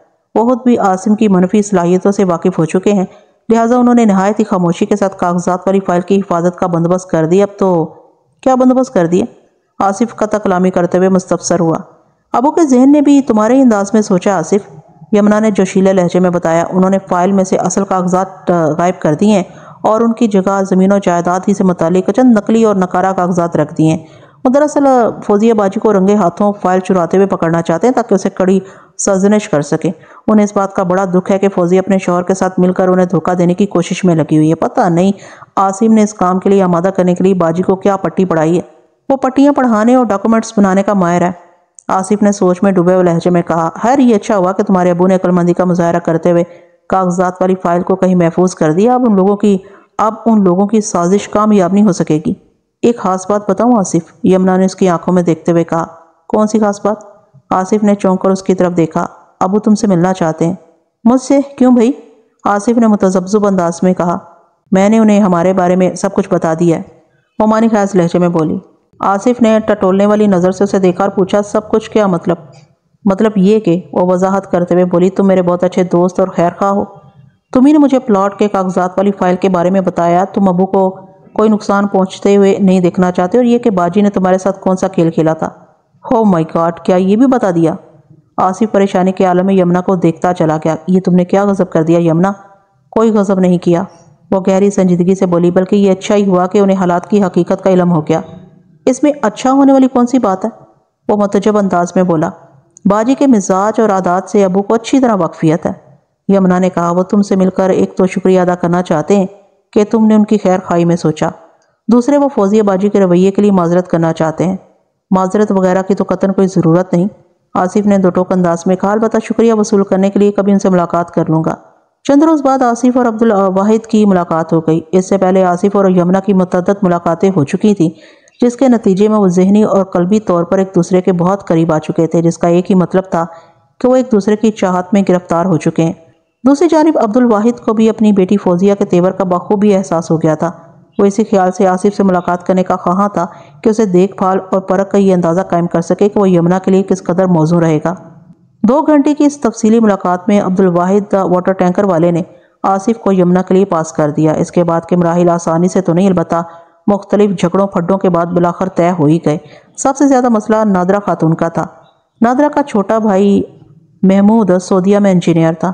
محمود کی بیٹی شائستہ ڈاکٹری کے آخری سال میں تھی۔ وہ اپنی بھتیجی کو بیاہ کر لانا چاہتی تھی۔ علاوہ ازیں یہاں کراچی میں بھی آصف کے کئی رشتے لگے ہوئے تھے۔ وہ ہینڈسم اور اسمارٹ تھا، اعلیٰ تعلیم یافتہ تھا اور ایک معروف کمپنی میں باعزت پوسٹ پر کام کر رہا تھا۔ اس کے علاوہ اس کے لیے بھلا رشتوں کی کیا کمی ہو سکتی تھی؟ لہٰذا جب نادرہ خاتون کو پتہ چلا کہ وہ کسی غیر کمیونٹی میں شادی کا ارادہ رکھتا ہے تو اس نے ایک نیا تنازع کھڑا کر دیا۔ ہم علی گڑھ کے رہنے والے ہیں، ہمارا خاندانی پس منظر ہے، ایک تہذیب ہے، اس نے اپنے شوہر نامدار سے کہا۔ ہمیں لکھنؤ، دلی، الہ آباد، فیض آباد سے تعلق رکھنے والے کسی خاندان وغیرہ کی کوئی لڑکی دیکھنا چاہیے۔ یہ بے وقوف کہاں پسنے جا رہا ہے؟ یہ لوگ تو ہمارے کلچر سے بہت مختلف ہیں۔ میں اپنے خاندان والوں کو کیا منہ دکھاؤں گی؟ ہر کوئی یہی پوچھے گا، نادرہ کیا اپنے خاندان میں اچھی لڑکیوں کا کال پڑ گیا جو تم دوسری کمیونٹی سے بہو بیاہ کر لائی ہو؟ نہ، وہ کانوں کو ہاتھ لگاتے ہوئے بولی، میں یہ کام ہرگز نہیں ہونے دوں گی۔ خلیل احمد ہمیشہ سے اپنے بیٹے آصف کا حمایتی رہا تھا۔ اس معاملے میں آصف نے اپنے والد کو اعتماد میں لے کر یمنا کے بارے میں سب کچھ بتا دیا اور حتمی انداز میں یہ باور کرا دیا تھا کہ وہ دونوں ایک دوسرے کو بڑی شدت سے چاہتے ہیں۔ محبت کا تقاضا یہ ہے کہ وہ شادی کرے گا تو یمنا سے، ورنہ ساری زندگی یوں ہی کوارا بیٹھے رہے گا۔ خلیل احمد نے اسے تسلی دی تھی کہ وہ دل چھوٹا نہ کرے، وہ اس کی حمایت میں گھر کے ہر محاذ پر جنگ کرے گا اور بالآخر اس کی خواہش کو پورا کر کے دکھا دے گا، اور وہ بالکل یہی کر رہا تھا۔ بیوی کے منہ لگنے والا اور ہٹا کٹا رہنے والا خلیل اس وقت نادرہ کی آنکھوں میں آنکھیں ڈال کر بول رہا تھا اور خاصا بڑھ چڑھ کر بول رہا تھا۔ میری بات سنو نادرہ، اس نے گمبھیر انداز میں کہا، تم کہاں کی رہنے والی ہو؟ علی گڑھ، نادرہ نے جواب دیا۔ اور میں؟ خلیل نے سوال کیا۔ علی گڑھ، وہ بے سختہ بولی، لیکن اس سے تم مجھے کیا بتانا چاہ رہے ہو؟ میں تمہیں یہ بتانا چاہ رہا ہوں نادرہ، وہ ایک ایک لفظ پر زور دیتے ہوئے گہری سنجیدگی سے بولا، ہم دونوں کا کلچر ایک، تہذیب ایک، زبان اور بولی ٹھولی ایک، رہن سہن ایک، رسم و رواج ایک۔ ہمیں تو اس دنیا کی ایک آئیڈیل جوڑی ہونا چاہیے تھا نا؟ ہونا چاہیے تھا یا نہیں؟ اس نے لمحاتی توقف کر کے سوالیہ نظر سے اپنی بیوی کو گھورا۔ وہ منہ سے کچھ نہیں بولی، بس آنکھیں پٹ پٹا کر رہ گئی۔ اس کے چہرے پر الجھن کے تاثرات چمک رہے تھے۔ خلیل نے ٹھوس لہجے میں کہا، لیکن بدقسمتی سے ایسا بالکل نہیں۔ آئیڈیل جوڑی ہونا تو بہت دور کی بات ہے، ہمیں تو ایوریج میاں بیوی کی فہرست میں بھی شامل نہیں کیا جا سکتا۔ 32 سالہ ازدواجی زندگی کے دوران میں مجھے نہیں یاد کہ ہم نے دل و جان سے ایک دوسرے کے ساتھ چند لمحات بھی بتائے ہوں۔ یہ کیسی ہم آہنگی ہے نادرہ؟ بولتے بولتے اس کی آواز بھر آ گئی۔ چند لمحات کی خاموشی کے بعد وہ دوبارہ گویا ہوا۔ اس کا لہجہ زخمی تھا اور آواز میں نمی تھی۔ سنا ہے 12 سال کے بعد کوڑے کے دن بھی پھر جاتے ہیں۔ 32 سال کے بعد بھی ہم وہیں کھڑے ہیں جہاں سے ہم نے اپنی ازدواجی زندگی کا آغاز کیا تھا۔ اگر تم میں ذرا سی بھی عقل ہے تو میری بات پر دھیان دو۔ کمیونٹی اور خاندان کے چکر سے نکل آؤ نادرہ، صرف یہ دیکھو کہ وہ لوگ مسلمان ہیں، اسی خدا اور رسول صلی اللہ علیہ وآلہ وسلم کے ماننے والے ہیں جن کو ہم مانتے ہیں، بس یہی کافی ہے۔ آصف اور یمنا ایک دوسرے کو پسند کرتے ہیں، مجھے یقین ہے کہ ان کی زندگی بہت اچھی گزرے گی۔ تم ہاں ماں کی مخالفت اور پنگے بازی چھوڑ دو۔ خلیل کی باتیں نادرہ کی سمجھ میں نہیں آ سکتی تھی، لہٰذا مخالفت اور مخاصمت کا عمل جاری رہا۔ نادرہ نے اپنی سیاسی قوت میں اضافہ کرنے کے لیے فائزہ اور عمران کو بھی ساتھ ملا لیا تھا۔ دوسری جانب وہ باپ بیٹا ایک جان دو قالب کی تصویر بنے نظر آتے تھے۔ اس پر دلچسپ بات یہ ہو گئی کہ یمنا کے باپ اور آصف کے باپ کی آپس میں بھی اچھی خاصی انڈرسٹینڈنگ ہو گئی، لہٰذا اس ٹیم میں بھی 3 کھلاڑی ہو گئے۔ دونوں طرف طاقت عددی قوت کا توازن قائم ہوا تو باقاعدہ ایک مقابلے کا آغاز ہو گیا۔ الغرض 6 ماہ کی رسا کشی کے بعد آصف کی ٹیم جیت گئی۔ مختلف نوعیت کی سماجی رسوم سے گزرنے کے بعد آصف اور یمنا کی شادی ہو گئی۔ اس پروسیس میں نادرہ کی انا بری طرح کچلی گئی تھی۔ اسے اس محاذ پر شکست فاش کا سامنا کرنا پڑا تھا، لہٰذا پہلے ہی دن سے اس نے یمنا کو اپنا دشمن اول مان کر ساسوں والی مخصوص کارروائیوں کا آغاز کر دیا تھا۔ پچھلے 1 سال میں اس گھر میں کیا کیا کھیل تماشے نہیں ہوئے ہوں گے، اس کا اندازہ آپ بخوبی لگا سکتے ہیں۔ یہ ساری تفصیل بتانے کا مقصد بھی یہی تھا کہ آپ اس الجھی ہوئی کہانی کے پس منظر سے اچھی طرح آگاہ ہو جائیں۔ نادرہ نے مجھے ون سائیڈ سٹوری سنائی تھی جس میں اس کا تن اجلا اور یمنا کا چہرہ بھیانک نظر آتا تھا، لیکن بعد ازاں جو حقائق میرے علم میں آئے ان کی بنیاد پر میری سوچ میں خاصی تبدیلی رونما ہوئی تھی۔ چنانچہ میں نے فریق کے مخالف یمنا پلس عبدالواحد کا بھی مختصر احوال آپ کی خدمت میں پیش کر دیا تاکہ ایک توازن قائم ہو سکے۔ نادرہ کی طولانی داستان سننے کے بعد میں نے فیس وصول کی اور اسے 3 روز بعد آ کر ملنے کا کہہ کر میں نے اپنے دفتر سے رخصت کر دیا۔ اس وقت تک میری سمجھ میں کچھ نہیں آیا تھا کہ میں سلسلے میں نادرہ خاتون کی کیا مدد کر سکتا ہوں۔ یہ تو ممکن نہیں تھا کہ میں نادرہ کی فراہم کردہ معلومات پر یمنا کے خلاف عدالت میں کیس کر دیتا۔ میں نے اس کیس کو اس لیے پیچیدہ اور عجیب و غریب قرار دیا ہے کہ بظاہر اس میں میرا فعال کردار کہیں نظر نہیں آتا تھا، لیکن میں نے چونکہ اپنی پوری فیس وصول کی تھی، لہٰذا میرا یہ اخلاقی فرض بنتا تھا کہ میں اسے کوئی ایسا مشورہ دوں کہ اس کے مسائل کا کوئی ایسا حل بتاؤں کہ حالات کی الجھی ہوئی یہ ڈور ایک دم سلجھ جائے۔ میں نے 3 دن اسی سوچ بچار کے لیے لے لیے تھے کہ نادرہ خاتون اور اس کے کیس کو ڈیل کرنے کے لیے کوئی مؤثر لائعمل ترتیب دے سکوں۔ میں نے احتیاطاً نادرہ خاتون سے اس کے گھر کا اور آصف کے آفس کا ٹیلی فون نمبر لے لیا تاکہ بوقت ضرورت کام آئے۔ اسی طرح اس نے مجھے بن پوچھے عبدالواحد کے گھر کا نمبر بھی دے دیا تھا اور آخر میں کہا تھا، بیگ صاحب آپ نے میرا اور آصف کا نام تو نوٹ کر لیا ہے، یمنا کا نام بھی آپ کے ریکارڈ میں آ چکا ہے، ایک نام آپ اور لکھ لیں تو بڑی مہربانی ہوگی۔ کون سا نام؟ میں نے سوالیہ نظر سے اس کی طرف دیکھا۔ زبیدہ، وہ اس لفظ کو چبا کر بولی۔ یہ زبیدہ کون ہے؟ میں نے پوچھا۔ زبیدہ یمنا کی ماں ہے، وہ برا سا منہ بناتے ہوئے بولی۔ اس وقت تک نہ تو مجھے یمنا کی ماں کا نام معلوم تھا اور نہ ہی میں یہ جانتا تھا کہ زبیدہ کا انتقال ہو چکا ہے۔ میں نے نادرہ کے جواب میں سوال کیا، میں زبیدہ کا نام اپنے پاس نوٹ کر کے کیا کروں گا؟ آپ نے آصف کا نام ماں والدہ نوٹ کیا ہے نا؟ وہ سمجھانے والے انداز میں بولی۔ اسی طرح آپ کو یمنا کا نام ماں والدہ کی بھی ضرورت پیش آئے گی۔ اس کی بات سن کر میرا کہکہا لگانے کو جی چاہا، لیکن میں نے خود کو بڑی مشکل سے روکتے ہوئے صرف اتنا کہا، نادرہ خاتون میں ایک ایڈوکیٹ ہوں، کوئی بولتا جادو ناگی بابا نہیں ہوں۔ نہ ماں والدہ کی ضرورت عامل و کاملوں کو ہوتی ہے، میرے پیشے میں ایسی کوئی کہانی نہیں ہے۔ امی چھوڑے نا۔ فائزہ جلدی سے صورتحال کو سنبھالتے ہوئے بولی، بیگ صاحب کو اپنے طریقے سے کام کرنے دیں، ہمیں صرف اپنے مقصد پر نظر رکھنی چاہیے۔ ہاں یہ بات تم نے پتے کی ہے، وہ تائیدی نظر سے بیٹی کو دیکھتے ہوئے بولی، پھر روح سخن میری جانب موڑتے ہوئے اضافہ کیا، فائزہ بالکل ٹھیک کہہ رہی ہے، مجھے بھی صرف اپنے مقصد سے غرض ہے۔ آپ نے اس طویل کہانی سے یہ تو اندازہ لگا ہی لیا ہوگا کہ میں کیا چاہتی ہوں۔ میں اب اپنے گھر میں یمنا کو برداشت نہیں کر سکتی۔ کوئی ایسا چکر چلائیں کہ یا تو یمنا آصف کو چھوڑ کر اپنے مائکے چلی جائے یا آصف خود ہی اسے دھکے دے کر گھر سے نکال دے۔ میں یمنا کو ذلیل و خوار ہوتے ہوئے دیکھنا چاہتی ہوں۔ بات کے اختتام پر اس کے اعصاب تن گئے تھے، چہرے پر غیظ و غضب کے آثار تھے۔ یوں محسوس ہوتا تھا کہ اگر اسے موقع فراہم کر دیا جائے تو وہ یمنا کو کچا چبا ڈالنے میں ایک لمحے کی بھی تاخیر گوارا نہیں کرے گی۔ میں نے ٹھہرے ہوئے لہجے میں کہا، دیکھتا ہوں، کچھ کرتا ہوں، آپ مطمئن ہو کر جائیں، میں آپ کے مسئلے کا کوئی نہ کوئی حل نکالنے کی کوشش کرتا ہوں۔ 3 دن کے بعد جب آپ دوبارہ میرے پاس آئیں گی تو صورتحال خاصی بدلی ہوئی ہوگی۔ ماں بیٹی نے امید بھری نظروں سے مجھے دیکھا اور بڑے ادب سے سلام کیا۔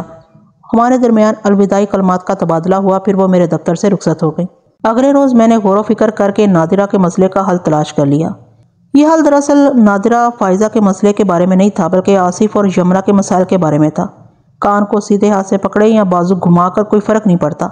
اسی طرح خربوزہ چھری پر گرے یا چھری خربوزے پر کوئی فرق نہیں پڑتا۔ ہر دو صورت میں ایک ہی نتیجہ برآمد ہوتا ہے، یعنی خربوزہ کٹ جاتا ہے۔ میں نے بھی اس کھیل میں کچھ اسی انداز کی پالیسی اپنائی تھی کہ نادرہ خاتون مجھے اپنا وکیل، اپنا حمایتی اور اپنا خیرخواہ سمجھتی رہے، اور میں اس کے اعتماد کی چوری کے نیچے ایک ایسا کھیل کھیلوں کہ سانپ بھی مر جائے اور لاٹھی بھی محفوظ رہے، یعنی وہ سب لوگ ایک ہی گھر میں راضی خوشی رہنے لگے۔ اللہ اللہ خیر صلاح۔ اس روز عدالت میں میرا کوئی کیس زیر سماعت نہیں تھا، لہٰذا میں گھر سے تیار ہو کر دفتر پہنچا اور پھر تھوڑی دیر وہاں رکنے کے بعد آصف کے آفس کی طرف نکل گیا۔ میں چونکہ اپنے ذہن میں خاکہ بنا چکا تھا، لہٰذا اب عملی اقدام کی ضرورت تھی۔ میں آپ کو اپنے پروگرام سے آگاہ نہیں کروں گا کیونکہ پھر سسپینس ختم ہو جائے گا۔ آصف کے آفس کا رخ کرنے سے پہلے میں نے تسلی کر لی تھی کہ وہ اپنی سیٹ پر موجود ہے۔ میں اس کے کمرے میں پہنچا، اس نے مجھے بیٹھنے کو کہا اور رسمی لیک سلیک کے بعد سوالیہ نظر سے مجھے دیکھنے لگا۔ مقصد یہ تھا کہ میں اپنا تعارف کراؤں۔ ہم دونوں ایک دوسرے کے لیے اجنبی تھے اور وہ ہماری پہلی ملاقات تھی، لیکن مجھے یہ ایڈوانٹیج حاصل تھا کہ میں اس کے بارے میں کافی کچھ جانتا تھا، جبکہ وہ میرے حوالے سے بالکل کوڑا تھا۔ میں نے کھنکار کر گلا صاف کیا اور اس کی آنکھوں میں دیکھتے ہوئے کہا، آصف صاحب، میرا نام مرزا امجد بیگ ہے اور میں ایک وکیل ہوں۔ وکیل کا لفظ سنتے ہی وہ سیدھا ہو کر بیٹھ گیا اور گہری سنجیدگی سے بولا، جی بیگ صاحب، میں آپ کی کیا خدمت کر سکتا ہوں؟ خدمت تو میں آپ کی کرنے آیا ہوں، میں نے ٹھہرے ہوئے لہجے میں کہا، اور اس کام کی میں نے باقاعدہ فیس بھی وصول کی ہے۔ جی کیا مطلب؟ وہ چوکنا نظر سے مجھے دیکھنے لگا۔ آصف کی عمر 30 کے آس پاس تھی، وہ ایک ہینڈسم مرد تھا، رنگت گندمی اور خوش لباس۔ اس نے MBA کر رکھا تھا، جس کا مطلب تھا کہ وہ اعلیٰ تعلیم یافتہ ہے۔ میں نے اس کے سوال کے جواب میں کہا، میں اپنی بات کا مطلب آپ کو تفصیلاً سمجھا دوں گا، پہلے یہ بتائیں کہ آپ کے آفس میں بیٹھ کر اطمینان سے بات ہو سکتی ہے؟ کسی پرسکون پرفضا ریسٹورنٹ میں جا کر بیٹھیں، اس زحمت کی ضرورت نہیں۔ آصف نے گہری سنجیدگی سے کہا، میرا کمرہ گفتگو کے لیے محفوظ ہے، آپ کو جو بھی کہنا ہے مطمئن ہو کر یہاں کہہ سکتے ہیں، میں دفتر سے اٹھ کر کہیں باہر نہیں جا سکوں گا۔ 2 گھنٹے کے بعد ایک اہم پارٹی مجھ سے ملنے آ رہی ہے، لہٰذا میرا دفتر میں موجود رہنا بہت ضروری ہے۔ 2 گھنٹے بعد، میں نے خود کلامی والے انداز میں کہا، اور ان 2 گھنٹوں میں آفس میں آپ کی مصروفیات کا احوال کیا ہے؟ میں نے پوچھا۔ یہ وقت میرے پاس تقریباً فری ہے، آصف نے کچھ سوچتے ہوئے کہا، اگر کوئی چھوٹا موٹا کام ہوا بھی تو یہیں دفتر کے اندر ہوگا۔ آپ کہیں میری کیا خدمت کرنے آئے ہیں اور اس کام کے لیے آپ نے کس سے فیس وصول کی ہے؟ فیس دینے والی شخصیت کا نام ہے نادرہ خاتون، یعنی آپ کی والدہ محترمہ، میں نے گمبھیر لہجے میں کہا۔ وہ میرے ذریعے آپ کی بیوی یمنا کو ذلیل و خوار کروانا چاہتی ہیں۔ آصف کے چہرے پر زلزلے کے سے آثار پیدا ہوئے۔ بے حد الجھن زدہ لہجے میں اس نے کہا، یہ بھی آپ کیا کہہ رہے ہیں؟ جب تک میں آپ کو تفصیل نہیں بتاؤں گا میری بات آپ کی سمجھ میں نہیں آ سکے گی۔ یہ بہت ہی سنجیدہ معاملہ ہے آصف صاحب۔ اس نے پیون کو اچھی سی چائے بنا کر لانے کو کہا، پھر میری جانب دیکھتے ہوئے تشویش بھرے لہجے میں بولا، بیگ صاحب، میں پوری توجہ سے آپ کی بات سن رہا ہوں، آپ بولتے جائیں۔ میں نے نہایت ہی مختصر مگر جامع الفاظ میں سے نادرہ سے ہونے والی گفتگو کے بارے میں بتا دیا۔ اس نے پورے انہماک سے میری بات سنی۔ اس کے چہرے پر ایک رنگ آتا اور ایک رنگ جاتا رہا، تاہم اس نے کراس کویسچن کرنے کی ضرورت محسوس نہیں کی۔ میں نے بڑی تسلی سے اپنی بات مکمل کر لی۔ اس دوران میں چائے آ گئی تھی۔ آصف نے مجھے چائے پیش کرنے کے بعد پوچھا، بیگ صاحب، اب فیس آپ نے امی سے لی ہے؟ وکیل بھی آپ انہی کے ہیں، لیکن پھر آپ کی ہمدردی مجھ سے کیوں ہے؟ میں صرف اس لیے آپ کا خیر خواہ ہوں کہ سارے جھمیلے میں آپ کی بیوی اور آپ کے والد صاحب مجھے بے گناہ اور بے قصور نظر آ رہے ہیں، میں نے ٹھہرے ہوئے لہجے میں کہا۔ امی کو پتہ نہیں کیا ہو گیا ہے، وہ بے بسی کے عالم میں بولا۔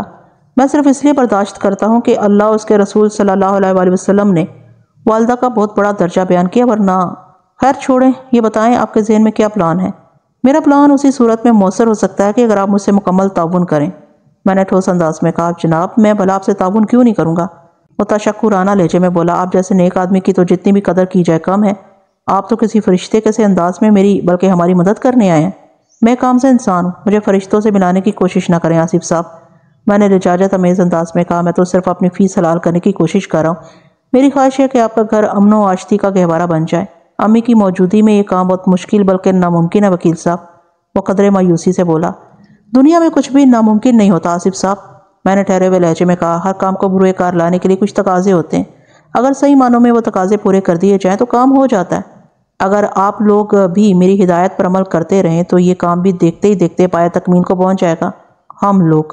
آصف نے چونک کر میری طرف دیکھا۔ کیا مطلب ایک صاحب؟ ہم لوگ میں آپ کے والد صاحب اور آپ کے سسر صاحب شامل ہیں، میں نے وضاحت کرتے ہوئے بتایا۔ کسی حد تک یمنا کو بھی اپنا کردار ادا کرنا ہوگا، لیکن اس کا رول بہت مختصر ہوگا۔ آپ مجھے اپنے والد اور سسر سے ملوائیں گے، میں آپ لوگوں کو آپ کا کردار اچھی طرح سمجھا دوں گا۔ تھوڑی بہت ہدایات یمنا کو بھی دینا ہوں گی۔ آپ کو 3 بار میرے آفس آنے کی زحمت اٹھانا پڑے گی۔ پہلے آپ اپنی بیوی یمنا کو لے کر آئیں گے، دوسرے چکر میں آپ کے والد خلیل احمد آپ کے ساتھ ہوں گے، اور آخری پھیرے میں آپ کے ہمراہ عبدالواحد صاحب ہوں گے۔ عبدالواحد اپنی بیٹی کے تازہ ترین حالات سے واقف تو ہے نا؟ جی ہاں بالکل واقف ہے، مگر وہ ان حالات سے سخت نالاں ہیں، وہ اکتاہٹ امیز لہجے میں بولا۔ انکل واحد میرے منہ کو دیکھتے ہیں، ورنہ اگر میری جگہ کوئی اور شخص ان کا داماد ہوتا تو شاید وہ بیٹی کو آزاد کرانے کی تگودو میں مصروف نظر آتے۔ وہ آپ کے منہ کو اس لیے دیکھتے ہیں کہ آپ نے ان کی بیٹی کا بڑا خیال رکھا ہوا ہے، آپ کو یمنا سے سچی محبت ہے اور خراب ترین حالات میں بھی آپ اس کا ساتھ دیتے ہیں۔ ویسے عبدالواحد صاحب کے حوالے سے آپ نے جو سچویشن بتائی ہے وہ میرے کھیل کے لیے انتہائی موزوں ہے۔ میں بات کو مکمل کر کے سوچ میں ڈوب گیا تو آصف نے جلدی سے پوچھا، آپ آخر کرنا کیا چاہتے ہیں؟ کچھ مجھے بھی تو پتا چلے۔ یہ چند سین کا ایک چھوٹا سا ڈرامہ ہوگا، میں نے ٹھہرے ہوئے لہجے میں وضاحت کرتے ہوئے کہا، جس کا رائٹر اور ڈائریکٹر میں خود ہوں۔ میری ہدایت کے مطابق آپ لوگ اپنا اپنا رول ادا کریں گے۔ مجھے امید ہے اس ڈرامے کے اختتام پر بہت مفید نتائج برآمد ہوں گے اور سب لوگ سکھ چین سے زندگی بسر کرنے لگیں گے۔ اس سارے کھیل تماشے میں امی کو تو کچھ نہیں ہوگا؟ وہ فکر مندی سے مجھے دیکھتے ہوئے مستفسر ہوا۔ اپنی ماں کے لیے اس کی تشویش نے مجھے بے حد متاثر کیا۔ میں نے تسلی بھرے لہجے میں کہا، آصف تم اپنی والدہ کی طرف سے بالکل مطمئن رہو، تھوڑی بے تکلفی کے بعد میں آپ سے تم پر آ گیا تھا، میں ان کو دشمن نہیں ہوں۔ یہ سارا ڈرامہ ہم انہی کی اصلاح کے لیے رچا رہے ہیں، انشاءاللہ ہمیں اپنے مقصد میں ضرور کامیابی ملے گی۔ انشاءاللہ، اس نے تہہ دل سے کہا۔ میں نے اسے اپنا وزٹنگ کارڈ دیا اور اپنے دفتر کا پتہ وغیرہ سمجھانے کے بعد ٹائمنگ سے بھی آگاہ کر دیا۔ اس کے ساتھ ہی یہ ہدایت بھی کر دی کہ وہ میرے وزٹنگ کارڈ کو گھر لے کر نہ جائے، اگر نادرہ کی نظر پڑ گئی تو بنا بنایا کھیل بگڑ جائے گا۔ یہ بات اس کی سمجھ میں آ گئی اور اس نے وعدہ کیا کہ اس معاملے میں وہ پوری احتیاط برتے گا۔ پھر اس نے مجھ سے پوچھا، بیگ صاحب میں یمنا کے ساتھ کب آپ کے آفس آؤں؟ پرسوں تمہاری والدہ ماجدہ تشریف لائیں گی میرے پاس، میں نے بتایا۔ اسے اگلے روز آپ آ جاؤ۔ ٹھیک ہے، اس نے اس بات میں سر ہلایا اور سوال کیا، آپ امی کو کیا مشورہ دیں گے؟ اب میرا مطلب ہے کہ ان کے مسئلے کے حل کے لیے کیا تجویز کریں گے؟ اس بارے میں آج سوچ لوں گا، میں نے صاف کوئی کا مظاہرہ کرتے ہوئے کہا۔ میں ان کے مزاج اور نفسیات کو اچھی طرح سمجھ گیا ہوں، انہیں ہینڈل کرنے میں مجھے کوئی دشواری نہیں ہوگی۔ آصف نے میرا بے حد شکریہ ادا کیا اور میں اس سے پرجوش مصافحہ کرنے کے بعد واپس آ گیا۔ میرے خیال میں آصف سے ہونے والی ملاقات بڑی کامیاب رہی تھی۔ منظر میرے ہی چیمبر کا تھا۔ نادرہ خاتون اپنی دختر نیک اختر فائزہ کے ساتھ میرے سامنے میز کی دوسری جانب بیٹھی تھی۔ رسمی علیک سلیک کے بعد نادرہ نے امید بھری نظر سے مجھے دیکھ کر پوچھا، بیگ صاحب آپ نے ہمارے مسئلے کے بارے میں کیا سوچا ہے؟ میں نے آپ کے مسئلے کے بارے میں نہ صرف سوچا ہے بلکہ اس کا ایک شرطیہ حل بھی نکال لیا، آپ سنیں گی تو حیران رہ جائیں گی۔ جی ارشاد، وہ ہمتن گوش ہو گئی۔ فائزہ نے اصراری لہجے میں کہا، بیگ صاحب آپ تو بہت سسپینس پیدا کریں، پلیز جلدی سے بتائیے نا، آپ نے کیا پلان کیا ہے؟ میں نے باری باری گہری نظر سے ان دونوں کو دیکھا، پھر افسرانہ انداز میں پوچھا، آپ کو آم کھانے سے غرض ہے یا پیڑ گرنے کا بھی شوق ہے؟ آم اگر میٹھے اور خوش ذائقہ ہو تو کوئی احمق ہی پیڑ شماری کے چکر میں پڑے گا، وہ اپنے جوش کو دباتے ہوئے سنسری خاص لہجے میں بولی۔ آم میٹھے ہیں اور خوش ذائقہ بھی، میں نے ٹھہرے ہوئے لہجے میں تصدیق کی۔ بس تو بھائی ٹھیک ہے، نادرہ خاتون نے فیصلہ کن انداز میں کہا۔ بھائی آپ لوگ پہیلیوں اور اشار و کنائیوں میں کیوں باتیں کر رہے ہیں؟ فائزہ نے اکتاہٹ بھرے انداز میں کہا، میں تو کچھ بھی سمجھ میں نہیں آ رہا، یہ آم اور پیڑ کا کیا قصہ ہے؟ میں سمجھاتا ہوں، میں نے فائزہ کی طرف دیکھتے ہوئے گہری سنجیدگی سے کہا۔ میں تمہاری امی کی عقل و دانش کو تو مان گیا ہوں، اور میں آم اور پیڑ کے ذکر سے امی کی ذہانت اور عقل مندی کا کیا تعلق ہے؟ فائزہ نے میری بات قطع کرتے ہوئے کسی ریاضی داں کے سے انداز میں پوچھا۔ تمہاری امی کی لیاقت اور سمجھداری کا ثبوت میں بعد میں پیش کروں گا، پہلے تسلسل کی بات ہو جائے۔ وہ سوالیہ نظر سے مجھے دیکھنے لگی۔ میں نے کہا، آپ لوگوں کا مسئلہ کچھ ایسی نوعیت کا ہے کہ اگر اسے باقاعدہ کیس کی صورت عدالت میں لگایا جائے تو ایک تو یہ جگ ہنسائی ہوگی اور دوسرے اس میں کامیابی کے امکانات بھی محدود ہو کر رہ جائیں گے۔ پھر فائزہ کے چہرے پر الجھن کے آثار نمودار ہوئے۔ نادرہ خاموش نظر سے مجھے دیکھتی چلی گئی۔ پھر یہ کہ میں نے اب کے تمام تر مسائل کو عدالت کے باہر ہی حل کرنے کا فیصلہ کیا، اور وہ بھی کسی اضافی خرچے کے بغیر۔ آپ نے جو فیس مجھے دے دی اب بس وہی کافی ہے۔ بیگ صاحب، نادرہ خاتون نے اضطراری لہجے میں مجھے مخاطب کیا، آپ یہ کام کس طرح کریں گے؟ ہمیں بھی تو اس بارے میں کچھ بتائیں۔ میں آپ کا یہ کام اپنے کزن مرزا مظفر بیگ کی مدد سے کروں گا، میں نے گہری سنجیدگی سے کہا۔ وہ کل پڑوسی ملک سے واپس آ رہے ہیں، میں نے اسے لڑکے اور لڑکی کے نام ماں والدہ لکھوا دیے ہیں، سمجھے آپ کا کام ہو گیا۔ نادرہ خاتون نے چونک کر مجھے دیکھا اور سرسراتی ہوئی آواز میں پوچھا، بیگ صاحب کیا آپ کا کوئی کزن عامر کامل ہے؟ مظفر خود تو عامر کامل نہیں، لیکن پڑوسی ملک میں ایک ایسی تجربہ کار اور سفلی علوم کے ماہر سے اس کی گہری دوستی ہے۔ مظفر کا جب بھی سرحد پار جانا ہوتا ہے وہ اپنے دوست گولو رام سے بھی ملنے جاتا ہے۔ ایک دن پہلے میری ٹیلی فون پر مظفر سے بات ہوئی تھی، وہ لگ بھگ 1 ماہ سے پڑوسی ملک میں ہے۔ جب اس نے گولو رام کی طرف جانے کا ارادہ ظاہر کیا تو آپ کا کیس فوراً میرے ذہن میں تر و تازہ ہو گیا۔ میں نے آصف اور یمنا کے نام ماں والدہ مظفر کو لکھوا کر آپ کے مقصد سے آگاہ کیا اور کہا کہ وہ گولو رام سے کوئی ایسی بندش بنوا کر لائے کہ مہینوں کا ہوتا کام دنوں میں انجام پائے۔ مظفر نے گولو رام سے ایک زبردست کام کروایا ہے۔ مظفر کل پاکستان پہنچے گا، میں پرسوں وہ بندش آپ کے حوالے کر دوں گا، پھر دیکھیے گا اس منحوس یمنا کا کیسا حشر ہوتا ہے۔ نادرہ خاتون کا چہرہ خوشی سے چمک اٹھا، فائزہ کی آنکھوں میں بھی عجیب سے ولولے انگڑائیاں لے رہے تھے۔ میں نے یمنا کے لیے جو منحوس کا لفظ استعمال کیا تھا نا، وہ چونکہ ان دونوں کے دلوں کی آواز تھا لہٰذا انہیں بے حد پسند آیا تھا۔ میں نے فائزہ کی طرف دیکھتے ہوئے کہا، فائزہ تھوڑی دیر پہلے میں نے تمہاری امی کی عقل مندی اور سمجھداری کی بات کی تھی نا، وہ نام ماں والدہ والا قصہ تھا۔ اگر انہوں نے پچھلی ملاقات میں یمنا کی ماں کا نام میرے پاس نوٹ نہ کرایا ہوتا تو یہ کام ہو ہی نہیں سکتا تھا۔ میرا نہ تو کوئی کزن مرزا مظفر بیگ تھا اور نہ ہی وہ پڑوسی ملک گیا ہوا تھا، اور تو اور میں کسی گولو رام ہندو ماہر عملیات سے بھی واقف نہیں تھا۔ یہ سارا کٹراگ میں نے نادرہ خاتون کی ذہنیت کے پیش نظر پھیلایا تھا۔ میں اس عورت کی نفسیات کو اچھی طرح سمجھ گیا تھا، لہٰذا مجھے 100% یقین تھا کہ میں ان لوگوں کے ساتھ جو کھیل کھیل رہا تھا وہ حیرت انگیز اور بڑے زبردست نتائج دے گا۔ اسکرپٹ اور ڈائریکشن کے مطابق اداکاری کی تو۔